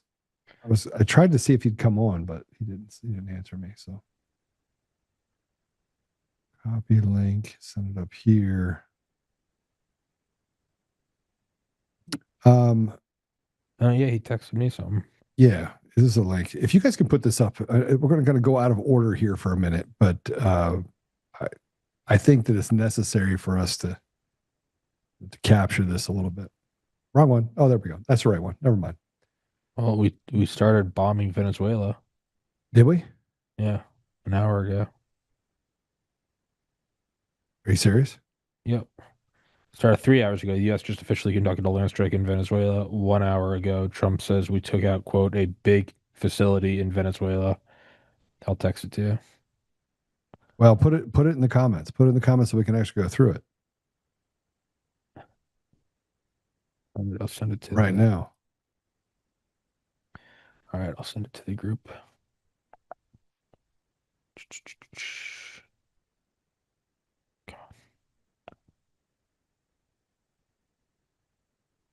All right, I just put it in the show assets. Trump says you at newswire.com.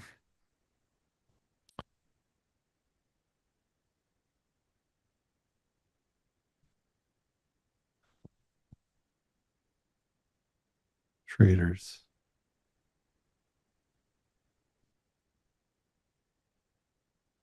Trump says knocked out big facility in Venezuela. CNN. What facility, I wonder? Is this a drug facility? Or is this facility for U.S. big facility for officially conducted land strikes in Venezuela. The military took out a drug facility, resulting in a massive explosion. I'm dropping them in the chat. Do you think everyone in Venezuela will now be high with cocaine? Just if they're lucky. I mean, you're gonna get bombed, you get something out of it. Who says the invading force is the only one that gets these stimulants? You know, it's 2026, man. The big thing is I want the election stuff done. This is Venezuela, things are really heating up. I think it is heating up. The only problem is that there's this guy standing next to him in the conference right now. He doesn't look like a president. Who is that? That's not. That's is that a vice president? Who is that? Oh, that's a head of state of another country. Wow. Yeah, that's Didn't he cryptically say Iran might start bombing the United States? Didn't he tweet that on Christmas? Yeah, he must be our greatest ally. Well, let me just say this. Let's just go back to the General Flynn thing, because I'm going to read this. I think everyone deserves to hear this. This General Flynn said, breaking, we the people demand accountability. Dear Mr. President. And starting tomorrow, China is doing a land, sea, and air drill surrounding the island of Taiwan. Yeah. Totally peaceful. Fun. Yeah, totally. Woohoo. Sorry, keep going. I know you were listening to We the People. The message is sent on behalf of a very frustrated 79 million Americans who voted for you and the millions more who refused to be ignored. Therefore, we are designating 2026 as the year of accountability. Why now? Because the country is at a breaking point. Our freedoms are being chipped away in plain sight. Our government has grown bloated, arrogant, and unaccountable. Public trust has not merely declined, it is obliterated. Power has been stripped from citizens and hoarded by bureaucrats, agencies, and unelected elites. Those who call themselves leaders protect each other while the American people pay the price. Civic duty has vanished from classrooms, replaced by obedience and ideology. The family, once the backbone of our nation, has been systematically weakened and devalued. Enough is enough. At its core, this is not partisan. All Americans are demanding accountability. We, the people, reject the lies, the gaslighting, the censorship, and the deliberate erosion of our lived reality over the past decade. We remember what was done. We know who did it. We are no longer willing to move on without consequences. The message is unmistakable and unstoppable. Americans demand accountability. So, Mr. POTUS, Mr. President, the question to you to answer is simple. Will you stand with We the People, or will you protect the system that failed us? Make 2026 the year of accountability. We will stand with you through thick and thin, like we always have, but you must respect our wishes. If you don't, as our founders warned, the deep state concentration of power in government will lead to greater corruption and eventual tyranny. And your legacy and history will be tarnished beyond repair. Respectfully, one of the 79 million voters. Whew. I think the average Joe is now right, because there's like levels of like waking up, right? It's corrupt, and then it's like counterpoint, so it's corrupt. All right, back and forth, but you start to hit this flow chart of inevitability. Yeah, where it's everyone's aware that we are the bulwark against tyranny across the entire globe, and it is now at a tipping point. So it's like it's midnight. All right, but it's midnight on the last day of the month. Okay, what day of the month? December 31st. Oh, and as you start to realize, there are different tiers of like, well, it's midnight on August 1st. Okay, whatever. But as you start to zoom out and you realize more and more, this is a Band-Aid that's like holding two cinder blocks kind of together, and it's at a point to where you can't do it to the next night at midnight, the next week at midnight, the next end of the month at midnight. It's the last hour of the last day of the last month of the millennia type thing. And it's now we're at a point where most people are like, oh, we really can't keep pushing this on. Yeah. So let me address a comment in the comments here. I have two, one that's on pilled, one that's on. So I want to address them both if I can. Make sure I got this right. All right. Make sure I had that up before I do it. Mod Trend said Trump is bombing the drug facilities, yet he pardoned former Honduran President Juan Orlando Hernandez, who was convicted of conspiring to import over 400 tons of cocaine into the United States. Okay. So I want to address this in such a way, because I did say that I said, make it make sense. But let me make it make sense to you. At 16 years old, I was trafficking drugs. I was really good at it. I was good at it. I don't doubt I was really good at it. But I didn't traffic from the standpoint of, they'd have you have to deliver a brick of something, right? Backpack. And I had my money and they had their money. And so I never did drugs. So I didn't do drugs, but I needed to survive. And I will go back to, and I'm just going to say this, and it might not be right, but there was a tipping point in my life that I made where I could have stayed in that life. I truly believe I never would have gotten caught. Why? Well, because I thought I was too smart. I thought I was the smartest guy in the room, always the smartest guy in the room. I learned that I wasn't, because I almost got caught. And then I was like, yeah, no, maybe I don't want to go down this road. But there was a tipping point in my life where I started to taste success in a way that I was not used to seeing in my real life. Like when you grow up poor, you don't go to restaurants that are nice restaurants that are you put napkins on your lap. You just don't do those things. I mean, your idea of a 5-course meal is Applebee's. And back in the day,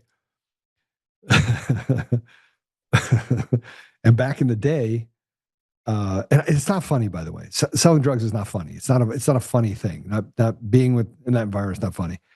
But the funny part is that when you grow up, where I would eat Spam out of a can, like Chef Boyardee, the ravioli Chef Boyardee, man, I loved Chef Boyardee. And if you got the big can, I could eat a whole can of it. And ramen noodles to this day are still in my cupboard. I eat ramen noodles. Matter of fact, I have some here. I call me crazy, but it's my way of. It's familiar. And even as I got older, I still wanted something that was familiar. But something changed. I learned how to put a napkin on my lap. I learned how to not go to fight or flight first. Like if somebody would say something that criticized me, I didn't get straight to, I'm going to tear your teeth out because you disrespected me. But that's how I grew up. And so I'm not apologizing for him. And I'm not saying that giving him a pardon was right or wrong. But you have no idea what it's like to live in a third world country. And your opportunities are pro soccer player, in this case, or drug dealer. I mean, that's it, Tommy. Those are your choices. And so I got to tell you, I did not have a problem with him pardoning the former Honduran president. I would never sell drugs today. I would never participate in that lifestyle. I would never have an abortion today. I would never want to ever go through a process where certain things in my life I did it. But is he so irredeemable that now, as the president of the former Honduran president, is he so irredeemable that he hasn't gotten to a place where maybe it wasn't 400? I don't know. I don't know what the deal is, but I do know that somewhere along the line, you come to a place where you can reconcile your differences. I don't know if that's the time for him now, but I can tell you, I'm not going to question President Trump. I have no idea what his motives were.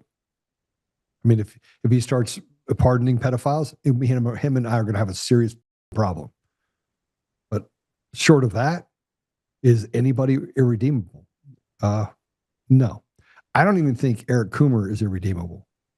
Now, do I want to absolutely, I can't say on air how upset and frustrating it is that he's suing me for something he knows he did. Oh yeah. Yeah. Yeah. This kabuki theater and the judges that are acting as henchmen for this evil. Oh yeah, man, it drives me crazy. Drives me absolutely crazy. Do I want to go right back to that demon on my shoulder where I want to hurt someone? Yeah. Yeah. True story. And I want to go, do I train for it? Yeah. Tommy, if you were to see me do my push-ups right now, matter of fact, I might actually do that.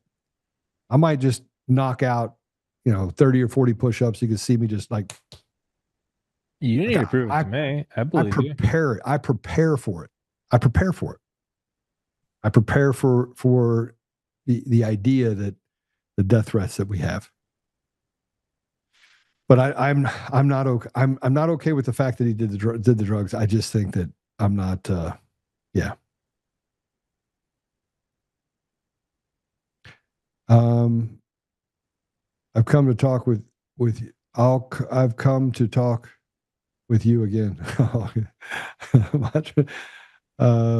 It just doesn't sit right with me because once I stopped using drugs, I have no sympathy for drug dealers. I don't either. But I do understand them. I mean, was I a bad guy because I trafficked drugs? Yes. 1,000% I was. Did I participate in somebody else's misery? Yes. Did I do it because I had to survive? Yes, I did. And was it easier for me to make $5,000 a pop than it was to go get a job making $4.25 an hour? Go do the math. Because that's what it was when I was growing up. It's $4.25 an hour. And if you made $5 an hour, you were living large. So I can make $800 a month, kicking my teeth in, flipping burgers or doing something. Or I can make $5,000 in about 4 hours. The choice was very, very easy. I want Joe to hire mercenaries for bodyguards if he ever becomes governor for obvious reasons.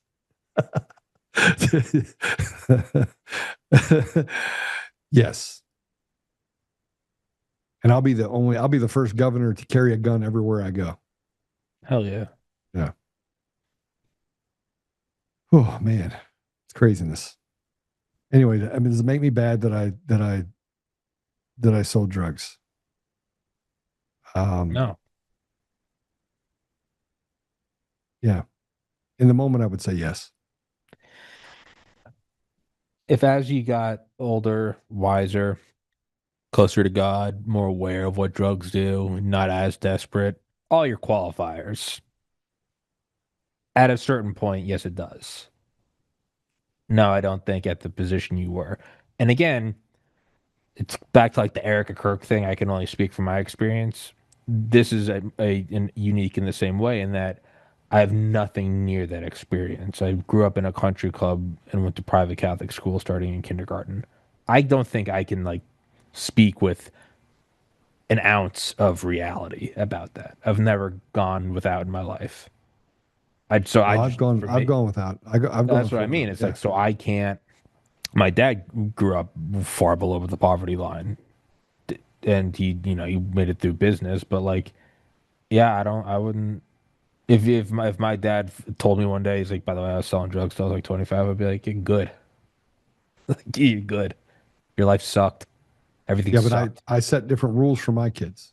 I said, if you ever do drugs, I'll tie you to the bumper of the car, drive you around a snowstorm.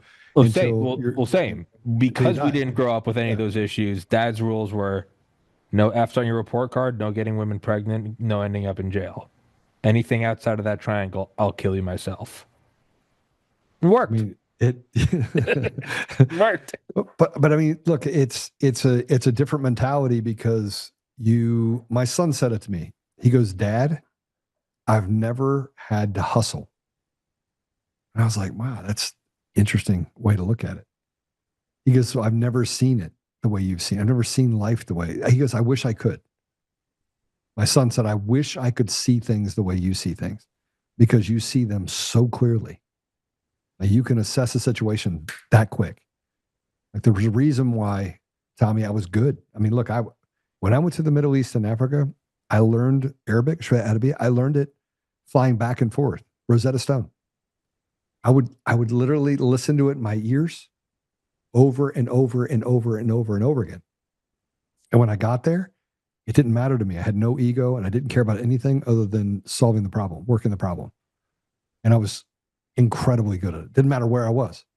And I think it's that gift of, I actually think that more people that go through this stuff, the reason why they made great CEOs, the reason why they made, great commanders, leaders, things like that, is because if you don't forget where you came from and you have just enough where you actually have to basically fight tooth and nail in order to get to the next level, but you're willing to be humble and learn, man, the world is your oyster. So. And I'd say you don't need that exact upbringing to cause it. I mean, don't go through that. No. Well, through all my life, I was always look at like my dad's upbringing. I'm like, yeah, it was horrible, but I'm like, he's made him to do. Like, my dad was the youngest ever vice president of Tyson Chicken back in the '90s, like by decades. Like, and I was looking at that. I'm like, that dude was a killer. He was a Tyson Chicken. Yeah, way before they were. Then he left on his own accord because they started using illegal immigrants. But neither here nor there. I always looked at that and was like, man, that's something I'm glad I didn't, but I'm also kind of wish I had it. And getting into med school is like the first thing I kind of like cut my teeth on. I'm like, that was cool. That was extremely difficult. I beat out literally, I think it was 99.9 or 99.98% of the competition. Building the podcast, especially a couple years after my brother, that's been like my own kind of gauntlet in my own way that I would never wish on anyone. But yeah, it absolutely has made me who I am, which makes me think that like you don't necessarily have to grow up in that life to have it happen. If you commit yourself to a goal, the amount that you need to commit itself will create that environment around you. Now, is my environment that I'm going hungry or going without water or medicine? No, but it's what do I have to do to grow the podcast to, what was the holy grail to get to enough point where I'd pay my rent? Yeah, you do have to go through a filtration. You do have to go through a micron, filter to a point where it removes all of the horse shit around you. And at the same time, the only way it can keep guiding you, because for the vast majority of the time, you're not going to even make a penny, is you have to get very right with God or some set of morals. So I think if you want to pursue something to the nth degree, not just kind of make it and do okay, if you want to slaughter the competition, that environment will eventually be formed around you. And again, it's not that without food or water, it's what do I have to do to get to this point? What do I have to do to get to that point?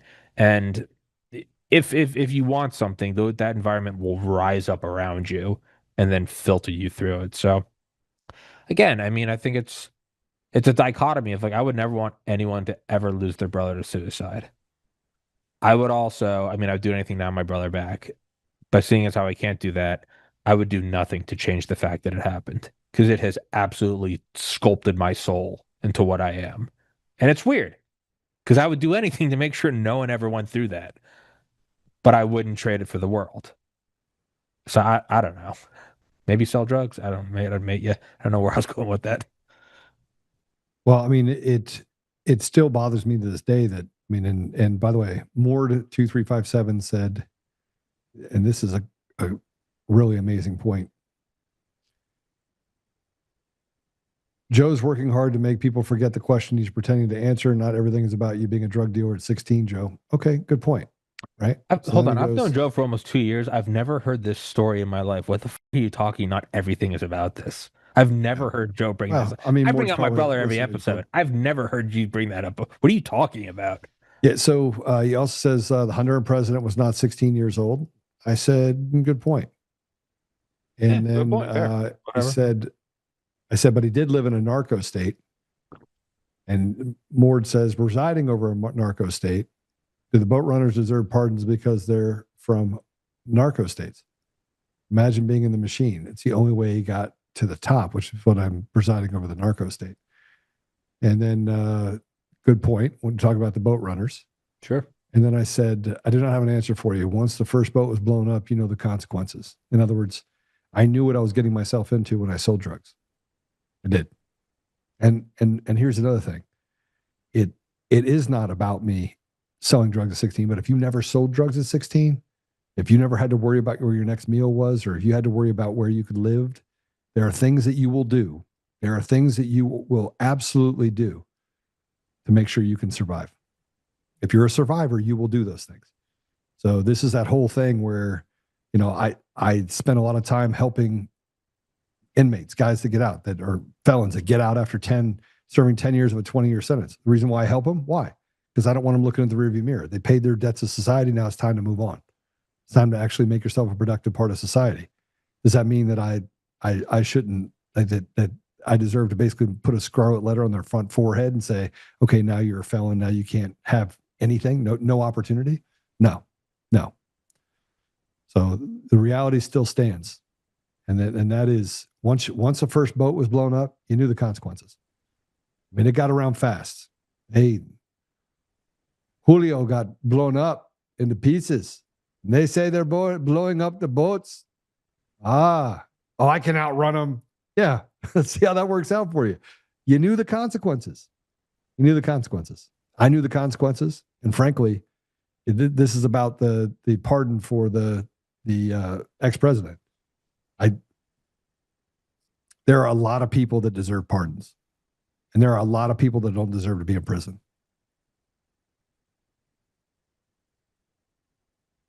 I'm going to be called a racist for being like, one got blown up. Oh, amigo, he's just going down in a boat. He was just trying to fish. He was fishing for some heroin. Who cares? Who cares if they call you a racist? He got blown up, man. He got blown up. So I want to put this out there really quick. Let's talk about some other stuff other than the narco state. Getting away from it. I don't know. It's pretty big news that we started bombing a nation. This is pretty big news. This is Elon Musk. I'm more upset about Elon Musk running away from the machines and the mail-in ballots because he knows what he had to do, what had to be done in the 2024 election for President Trump to win. But he put up this post that says Walz actively scamming elections. In 2023, Walz signed a law letting illegals get driver's licenses. Minnesota officials confirmed it's now possible for them to vote. This is literally 7 hours ago. Now, listen, it doesn't matter if they're illegal or not illegal. It all ties back to a system that was designed by a company like Fox IT, who was funneling information about people in the United States with social security numbers and everything else overseas. So they could create an entire group of people that were fake, that they could just inject into the system in the United States. It is a system of fraud, an absolute system of fraud.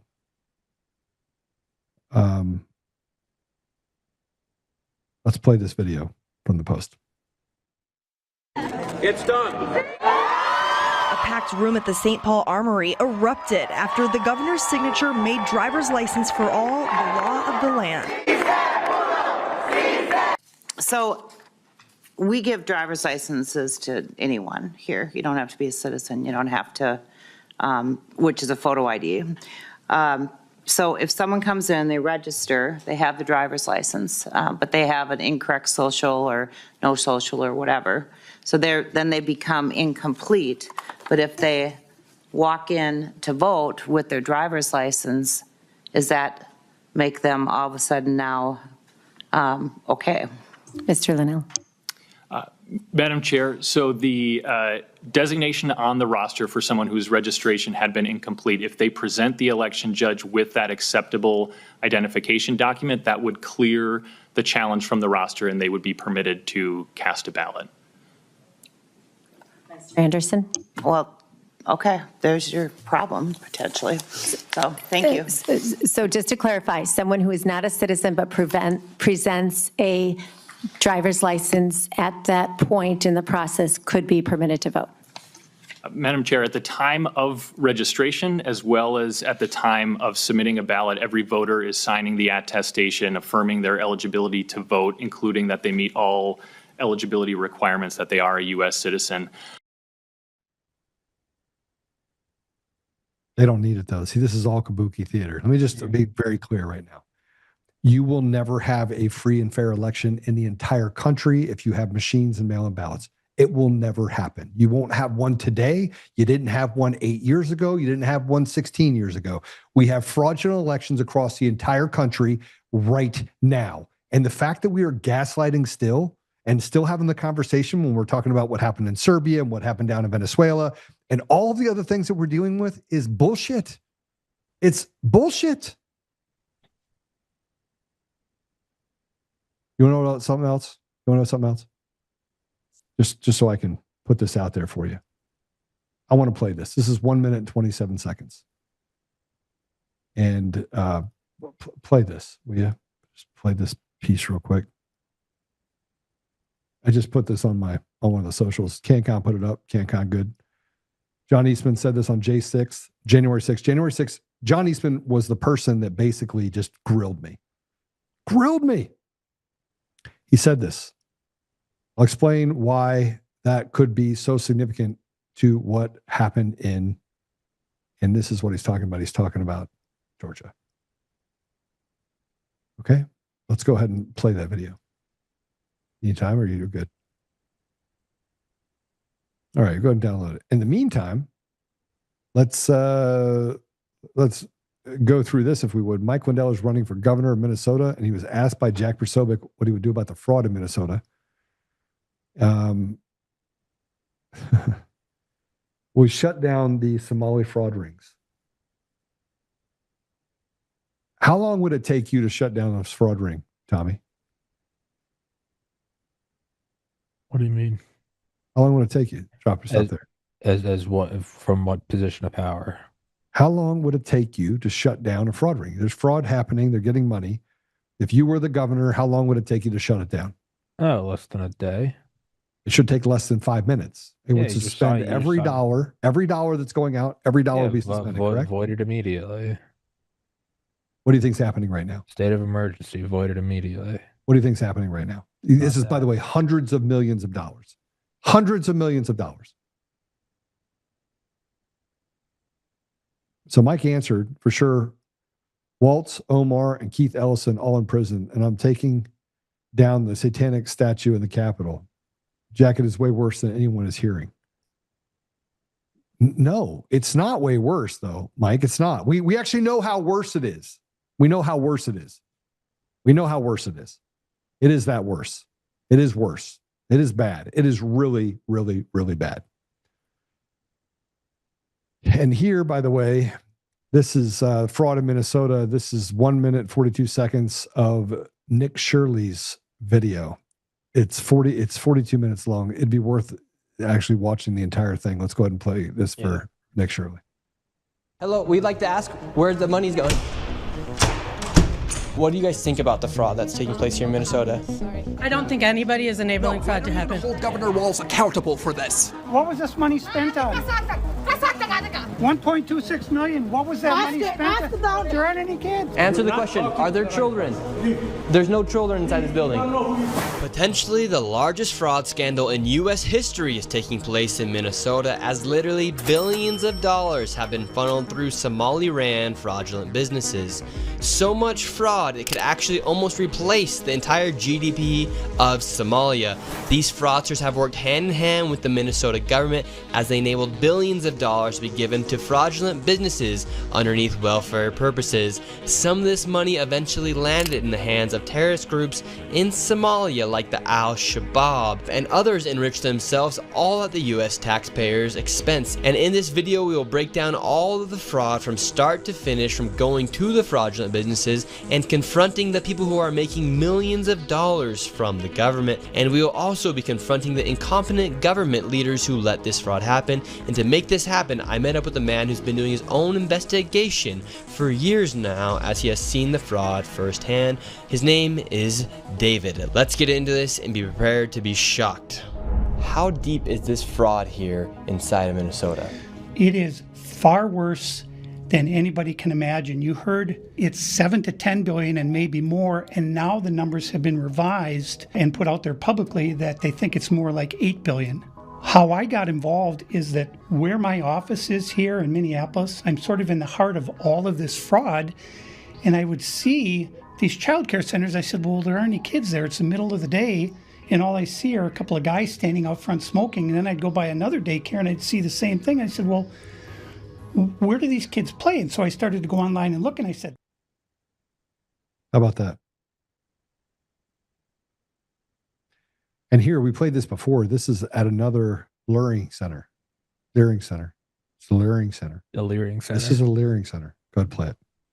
Here in Minnesota, massive fraud is taking place within the government and the Somali population.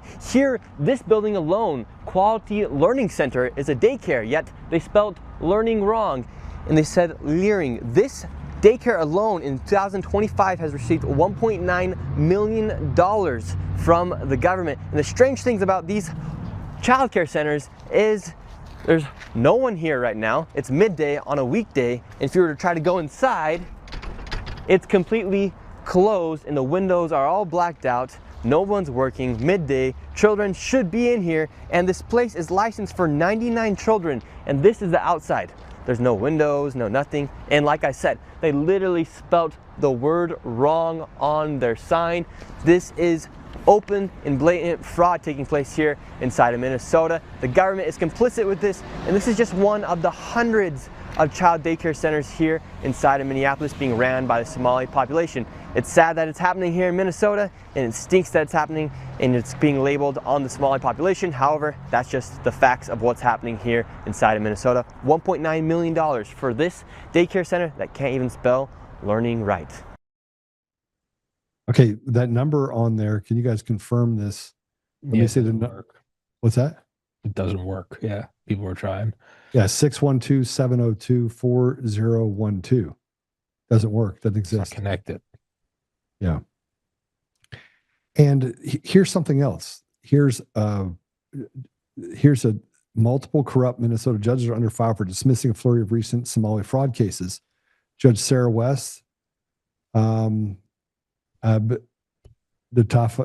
Atafada Yusuf, Judge Amber Brennan, Yusuf's wife Luna Ahmed, Judge Hilary Caliguri, co-defendant Abdulweli Mohammed.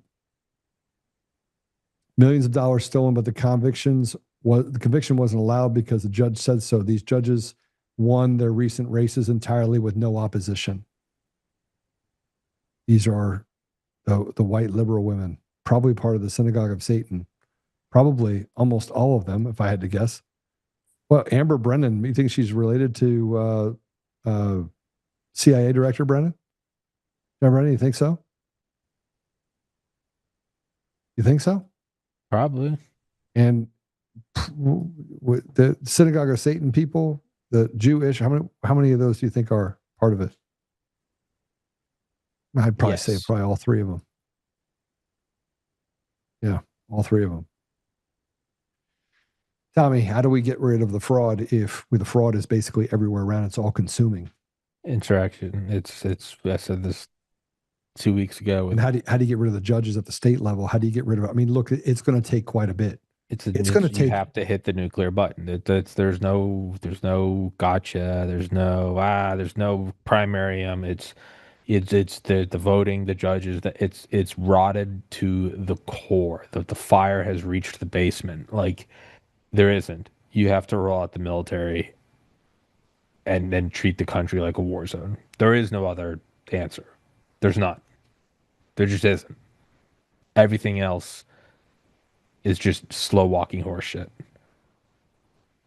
That at best is naivety, at worst is complicity. Yeah. You have to roll out no one in, no one out. Shut the border both ways. Yep. Yeah, it's unequivocally the answer. Well, I think the issue is right now is that we're in a pretty fluid state.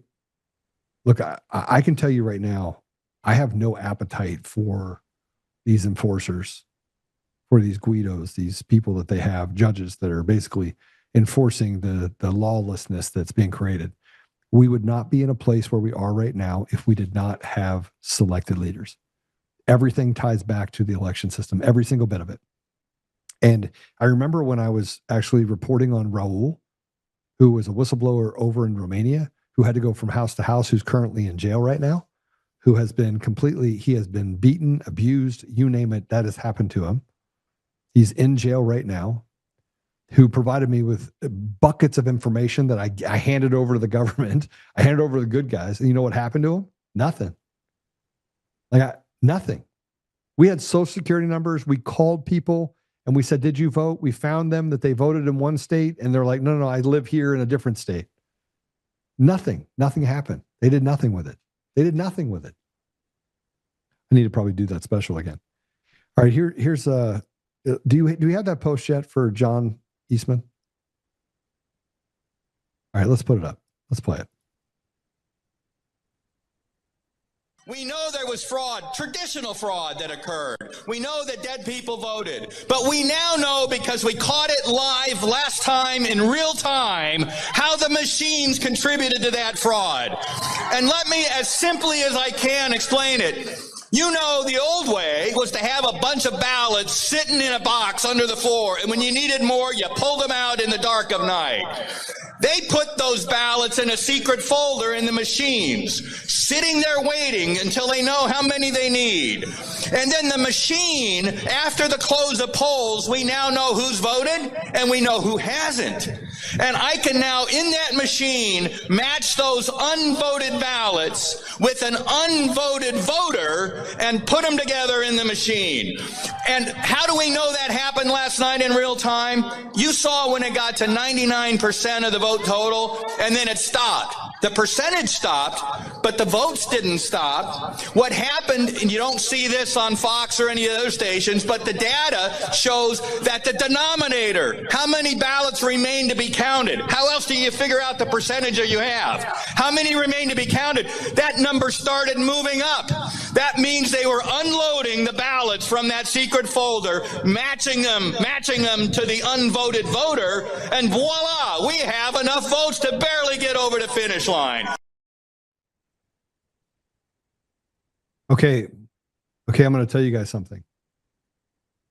Ready? Do you know where he got all that information? And by the way, this is on January 6th of 2021. Yeah, no, I recognize it. Do you know where he got all that information? You? From me. Really? I spent 2 days with John Eastman. 2 days. With other people from the NSA, people that came in that grilled me on January 4th and 5th. All that information you just heard from John Eastman, he got from me. How did I know? How did I know? How on January 6th did he know about secret folders and the fact that they had the ability? No, listen, we didn't have any audits. Sure. We had no audits. We had nothing. Yeah, how did you know that? How did I know it? I don't know. This is my whole point.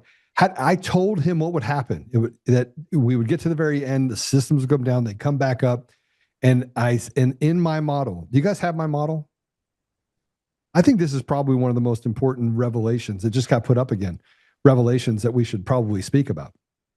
On January 6th of 2021, the day of the insurrection, this was at Ellipsis Center. This is where President Trump spoke. It's where John Eastman got up right afterwards. I was asked to go. They said, Joe, will you go to the Ellipsis? And John came in and met with me, and he ran through a bunch of questions with me, and I answered the questions for him, and I pushed it back out. And what he just said on that stage at the Ellipsis, 100% of that, mark it down, 100% of what he said came from me.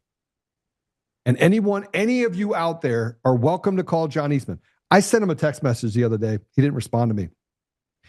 And, he has said that I've gotten a raw deal. And a part of me feels very bad about being sick and not being able to travel to go testify in California. But the other part is that I was told by my lawyers not to do it. And I was told it was a complicated deal, very complicated, because I felt like it would have done more. They felt like it would have done more harm than good. And then the second time I was set to go back out there. Anyway, how did I know? How did I know? Here's the thing right here in front of you. Internet connection right up top shows the thing where it has the absentee ballots, and you have the scanner, and you have the what I call 1 and 2, right? So you have, hopefully that picture looks better in the real time. Okay. And you have the tabulators where you have the fake and phantom ballots. Guys, I'm going to tell you right now, I presented this and put the little numbers on it for John, and they went and took it to president. This is why I know. I mean, the idea that I'm full of shit is absurd. It's not just pathetically absurd, it's absurd. The fact that somewhere along the line, someone would say, Joe had this unfounded deal with Eric Coomer. What John Eastman said on that stage on January 6th of 2021, 100% of what he said came directly from me. Not 5%, not 10%, not 25%. I came in, showed him a model, walked through it. I took that model to Patrick Byrne. I was at the Trump Hotel, downtown DC. And they were like, we need to meet with Patrick. I went up to the 3rd level where Patrick had his room, walked in. He's still in his pajamas. He's in his bedroom, comes out, meets with me. I'm like, this is how they stole the election. He goes, well, that's a nice theory. I said, sir, this is not a theory. This is how they stole the election. And this is what's going to happen for the runoff election tomorrow night, because that was the 4th. Mm-hmm. And on January 5th, I got on the stage at Freedom Plaza. Huh? I said, I remember that. Yeah, because it was everyone's like, you're going to watch it again. Here it comes again. I don't say that because I want credit for it. I say that because of the timing.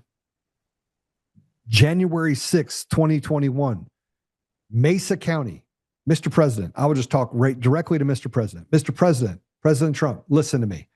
If on January 6th, I was told you need to go meet with President Trump, and I met with Christina Bobb, I met with all these people, Mayor Giuliani, I met with all of them, every single one of them. And they all said you need to go meet with President Trump. And then they came into my company and they tried to create a coup against my company by saying that I was at J6 and created this whole story with a guy that used to work for HSBC. And he was promptly fired, but not before they tried to take all of the money out of my bank, out of my company, right? While I was out of town. That was January 7th, right? 2 days later. January 8th, I was supposed to go meet with President Trump. Mark Meadows blocks it. True story. That's the reality. Despite Mr. Lindell's mistakes, his unwillingness to listen to you, are you going to full support of him? He's an anti-machine maniac. Avery said that.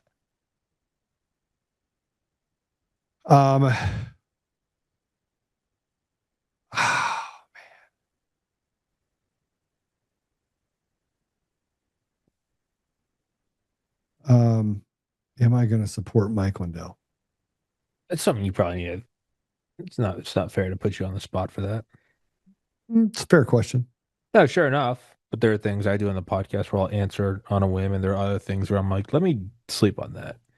I probably need to sleep on it. You're right. Yeah, there's no gun in your head. Yeah.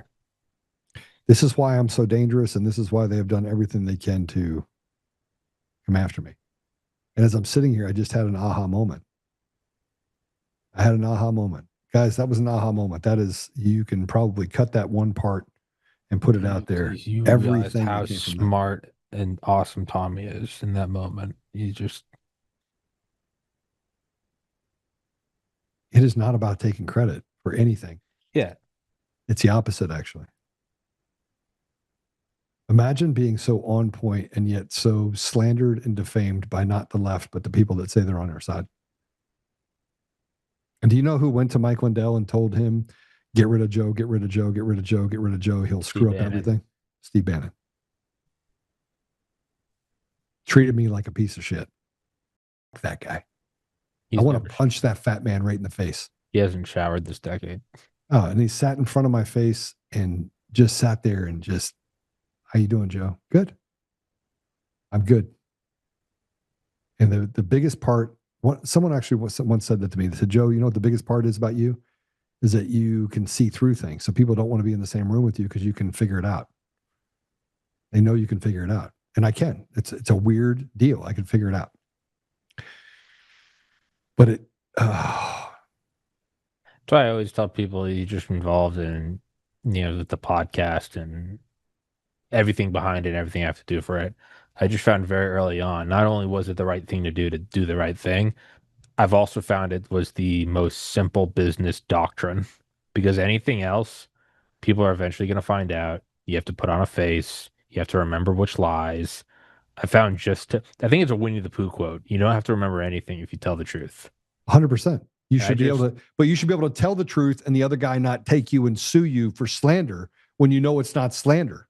Well, yeah. So Tommy, I'll just say this. Where did I find Eric Coomer? If he wasn't on the call and he didn't say the things that he said, where'd I find him? In a hat while I was up there elk hunting? I found him in a hat. I mean, it's like a cat in a hat deal. It's like, I found him in a hat. Oh, and he happens to be an Antifa guy. He happens to be a skinhead. He happens to be a drug addict. He happens to be, you see how many happen to be's you have? He hates Trump, hates. And all of a sudden, somewhere along the line, I'm some sort of like magic genie, or maybe I was clairvoyant. It was clairvoyance time, sitting with my friends trying to hunt elk. That makes sense, right? And I wanted to blow up my entire life and take what I thought was my off-ramp of business so I can do and serve and do the things that I want to do. I wanted to blow all of that up because I wanted to go after a guy like Eric Coomer who runs into a building, lies about it like a psychopath, goes in, drinks shots, almost runs someone over leaving the scene, says he didn't do it, have a lawyer show up and negotiate on the side of the road in Salida. He did that. And I, somewhere along the line, I'm the bad guy. Oh no, and I didn't even know at the time that he was at the genesis of Sequoia voting systems. You see the problem? You see the problem, Tommy? It's not the left. It's the problem. It's the people on our side that basically walked around. Here, I want to show you something. I'm going to put this out there. Do you know who Leah Hoops is? So Leah Hoops is, she is in Pennsylvania, wrote a book with a guy named Greg Stostrup. And so I put up the stuff about Jim Penrose. Okay. And so Jim Penrose, she goes into the post on Jim Penrose's post and just puts a bunch of stuff on it. Like all sorts of stuff about Stephanie Lambert, who she doesn't like. So she doesn't like Stephanie Lambert.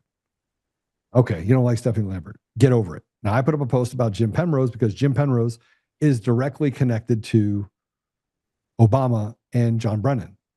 Okay? And he was the initial expert that put out a report. Find me that deal, will you? Find me that thing on if you would, for me. Puts up a post. All right, put up a post that basically is a picture of Jim Penrose with Obama or with John Brennan, but got accolades and awards from Obama as well. Was well recognized by Obama. So he was a very good. He's definitely an expert, and he wrote something that was in direct contrast to the Haldeman report. Right? Once you find it, put it up. So I put it up there because I'm trying to get Jim Penrose to do the right thing. Come forward. You're an expert. You know that Dominion, you said it was the nexus. You knew it was the nexus of all the issues that happened. And from Dominion flowed everything to ES&S, just back to SmartMatic, to Hart InterCivic. All the different problems that we have in the country with election systems come from that genesis.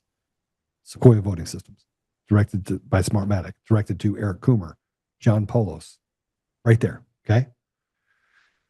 So I tell her, take it down. I said, take the comment down. We're trying to talk about Jim and getting Tina out, right? And she wrote all this stuff where they going after me. It's all about Stephanie. She's bad.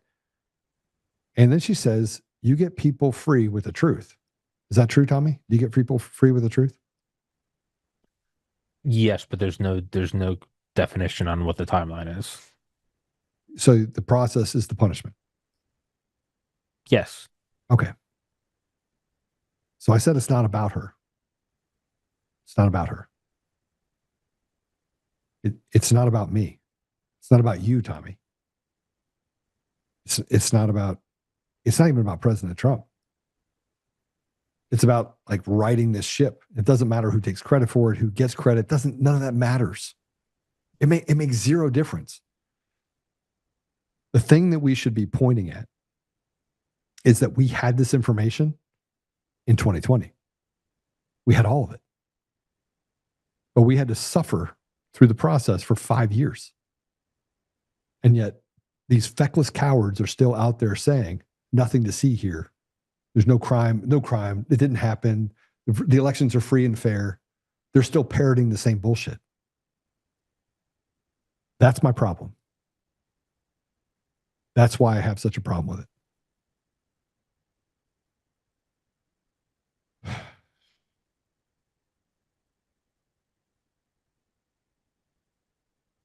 want to crush people.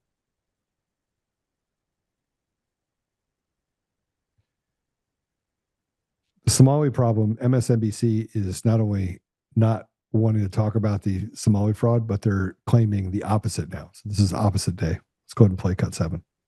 The question is, why is this a priority in a different kind of way? The politicization of the DOJ and the FBI is undeniable. So whether they are reliable narrators is the big question. And this is what happens when you weaponize and politicize federal agencies that are not meant to be, politicized. And I think the American people are right to ask the question, well, can we trust you? And that's a sad thing to say as an American. Let's recall, too, that there's also other scandals in other states. For example, the Mississippi welfare scandal. And this is not unique to politics. Americans know that. But, of course, the other factor here is that because it looks like the Somali population in Minnesota, the Somali immigrant population may have been involved in some way, those people are being scapegoated, and that community is being scapegoated in a way that certainly serves the far right. And so that's also something to keep an eye on, and that's inappropriate, absolutely. Just like the Shirley kid said, he's doing no credit taken away from him. He's doing great work. But even in his line outside, it's unfortunate that's falling on the Somali population. No, it's not unfortunate, nor is it fortunate. It's just what it is. The fact that we have to baby around this shit and say, well, this is going to be used to get. There's that Norm Macdonald joke, September 12th, 2001. He goes, I'm just worried about the racist backlash this is going to have against Muslims. Like, well, yeah, it's. So the fact that we have to dance around this, well, how is this going to make them look? Hey, man, if it's one daycare, if it's one group of 5 people, yeah, a witch hunt would be unethical. If it's hundreds and they're all not kind of unfull, they're empty, these people. And it's not them because they're Somalis. It's the group of people that did it. If they happen to be Somalis, then it is. If it happens to be a bunch of dudes named Tommy, then it is. It's not a screed against the name Tommy. Agreed. But to baby around it and go, well, let's maybe not attack all Tommy. Why are you immediately coming to their defense? People should be mad. The far right, they should be mad. They should. So it's being prefaced with, well, it's very unfortunate. It's very unfortunate. The archetypes exist for a reason. Stereotypes exist for a reason. Statistics exist for a reason. You don't look at a deer and go, man, I hope that deer doesn't eat my dog. If you look at a wolf and go, yeah, most wolves tend to do that. It's not a bias against wolf. It's pattern recognition. And the inability or the willing unconscious, the willing conscious ability to ignore patterns. What are we even doing? We're preemptively penalizing the right for the backlash against a group of people who have defrauded $9 billion, almost their entire GDP, from a single one of 50 states in a country who owes them nothing. I would agree. I just hope there's no backlash against Small. Yeah. Yeah, I found out it turned out that Tommy was a convicted pedophile. Cops kicked out his storage, found a bunch of hard drives. Man, I'm just worried about his Spotify numbers because there tends to be backlash against. I bet Oltmann's gonna stop having him on his show. I can see it now. Oltmann's gonna take advantage of this, and this is just what I hate about the far right.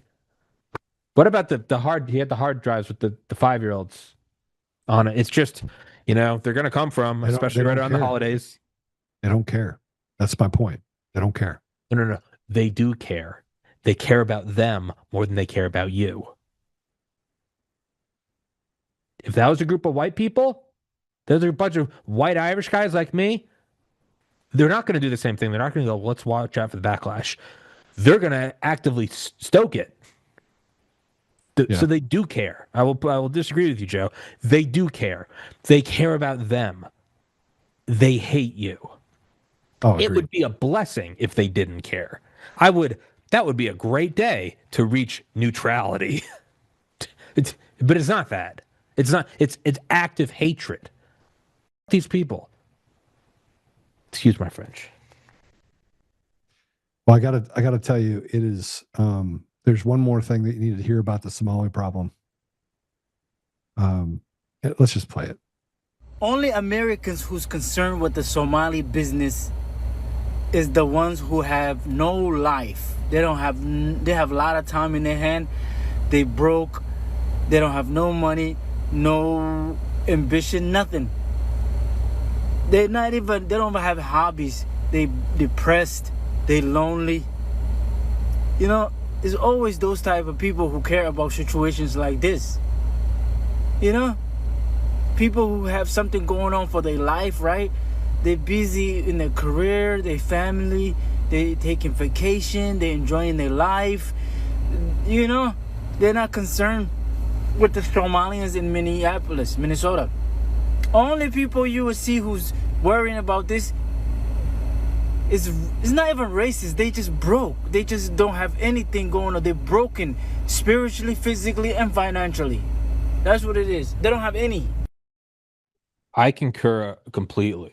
So those people should be helped out with welfare seized from the Somalis. And also, I do agree they're very bored and they have nothing going on, which is why I call on them to form militias and take it into their own hands. Off. Let me just. I forgot Joe's running for governor. I speak for Tommy Kerrigan and Tommy Kerrigan alone. I am in an entertainment program. Everything I do is an act.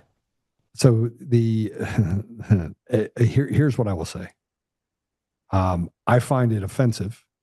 And look, you can say whatever you want. I mean, I frankly, this is a guy that says that we're broke. We're broke because you take 56 cents on every dollar and you give it to Somalis who then send it back to the Al-Shabaab so they can kill innocent men, women, and children and rape them and do whatever they want to them there. That's why I'm saying take that same money and we'll make our own white terrorist group. So I just want to be really clear about what I see here. I see a sense of entitlement from people that don't belong here. They need to go back to their country that they just sent $9 billion to, and you guys go figure it out there. But you can't go back there because, frankly, you would be irrelevant there as well because there's only a few people that get all the money. But all the money you have here that you sent back there, when we cut that off, you won't have, there will be nothing that you can do to get us to give you more money again. It won't happen. Once we get to the bottom of the Somali fraud, being a Somali will be like being a white person. You will be on the elite list. You're not getting nothing. Zero. It's like that back when the Onion was still good, the early 2000s, and it's 16-year-old white girl T-boned the family, killed them, and the judge handed down the worst possible case. They said that she will be tried as a black adult. And that's what the whole thing is as they're going, no, and you even have all these people going, that's just unfair. That's just unfair. But yeah, no, that's where it is now. Like, man, you're gonna be lumped in with the white people. You ain't gonna have nothing. Yeah, it sucks. Yeah, it's yeah. All right. Well, listen, I am running for governor of Colorado. I have a lot of great ideas. It's gonna be really great. I frankly do understand this system. I mean, when you go back and you listen to the podcast, you'll see very clearly that I know what I'm talking about. This is not If what I described is not actually what's happening in the state, and I'm going to say this again, if you have people that are elected, not selected, when you have people that are selected or elected, not selected, you don't have the problems where the country becomes what it's become. It doesn't happen. There's a rightful, it corrects itself. Mm-hmm. It can't correct itself when you have stolen elections at every level. It can't. It's impossible. It's impossible. All right, let's pray it out, yeah? All right, Father God, thank you for the opportunity to be here today. Thank you for Tommy. Thank you for Michael. Thank you for the people that are listening. Thank you for the people that have supported us for so long. As we head into 2026, Father, we know that there's a ton of work to be done. And as Michael said, we must be willing to stand. We must be willing to act. So, Father, I just ask you to give us the ability to cut through all the nonsense with truth and to have the courage of 1,000 lions who may get to the bottom of not just the election fraud, but the stealing of the voice and the ethics, the ethos of our country, that we may be able to restore our communities, may be able to give back to people what was taken from them. It was never someone else's to take. Help us, Father, that we may get to the bottom of this evil and root it out at every state and in every country. Father, we are in a time right now that, frankly, is just, there's too much to it. There's too much to describe. But I do want to say that we are grateful for, in the midst of all this, how many blessings you have poured out on individual people. Even in their darkest day or darkest hour, there's still you there, Father. There's still the promise of what happens after this life, and there's still the promise of what blessings we can enjoy in this life, relationships, our family, even the smallest things that, frankly, we take for granted. So, Father, please bless us with the ability to be grateful, but also the understanding that it is our time to serve. I say these things humbly in Jesus' name. Amen. Amen. In the Father, and the Son, and the Holy Spirit. Amen. Joe. Okay. God bless you, brother. Thank you, sir. I love you, That's as fun. always. Love you too. And right. See you tomorrow. Hey, we got a new song. Play it. You want to hear the new song? Yeah, sure. Play it. All right. So this is a song called Governor Oltmann. Sure you want to hear it before we go? It better be to like war music.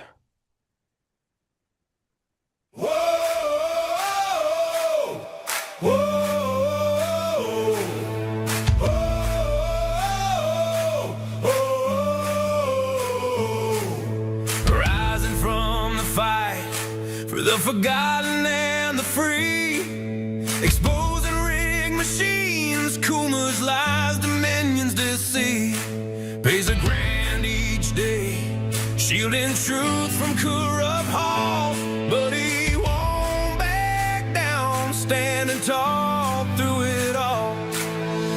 Hart and Tina Peters break the chains that bind her tight, hand count votes and one day bring the fraud to light. No more mailing scams, no machines to steal the night, restore the people's voice, make Colorado right.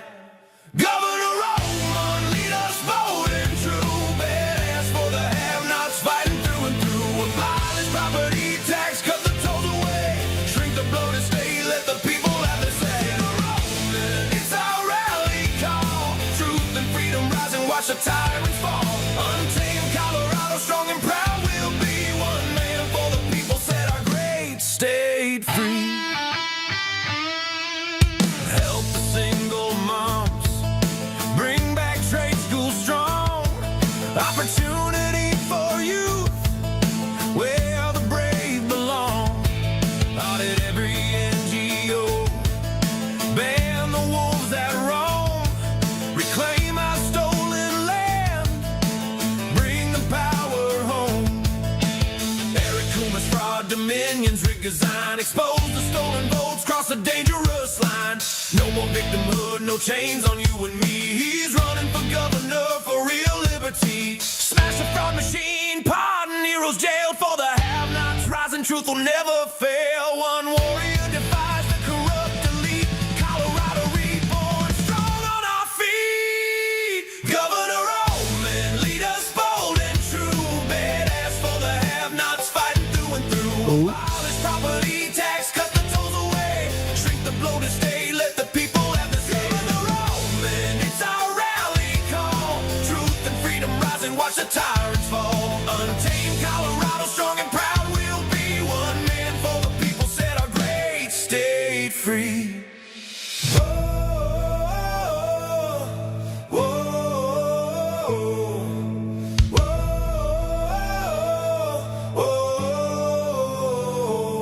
Governor, lead us bold and true. Governor, freedom forever, Colorado.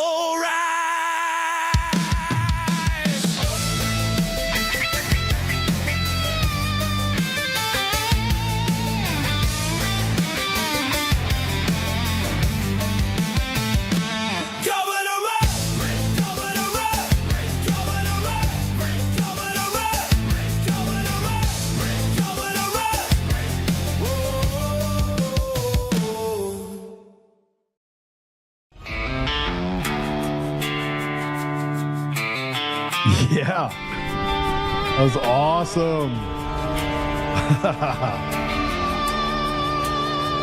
Rise up untamed in the heart of the fight where the wild ones roam. Joe Oltmann's calling, bringing truth back home. From conservative daily to this untamed fire, we shatter the silence, lifting spirits higher. No chains can hold us, no lies can prevail. Authentic and fearless on this rugged trail. Patriots gather under stars and stripes. Untamed nation, igniting the night. Untamed nation, let the truth roll out in this land of the free. Standing proud from sea to shining sea, we won't back down. Catch the fire, wear the crown. Untamed nation, it's our battle song, motivating hearts where the brave.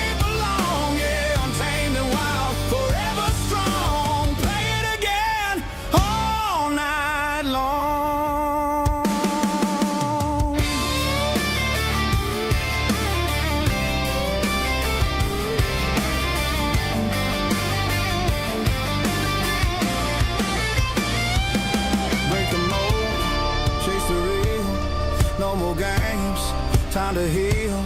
Joe's voice leads the untamed crew. Truth matters through and through. Untamed nation, let the truth roll out in this land of the free. Standing proud from sea to shining sea, we won't back down. Catch the fire, wear the crown. Untamed nation, it's our battle song, motivating hearts where the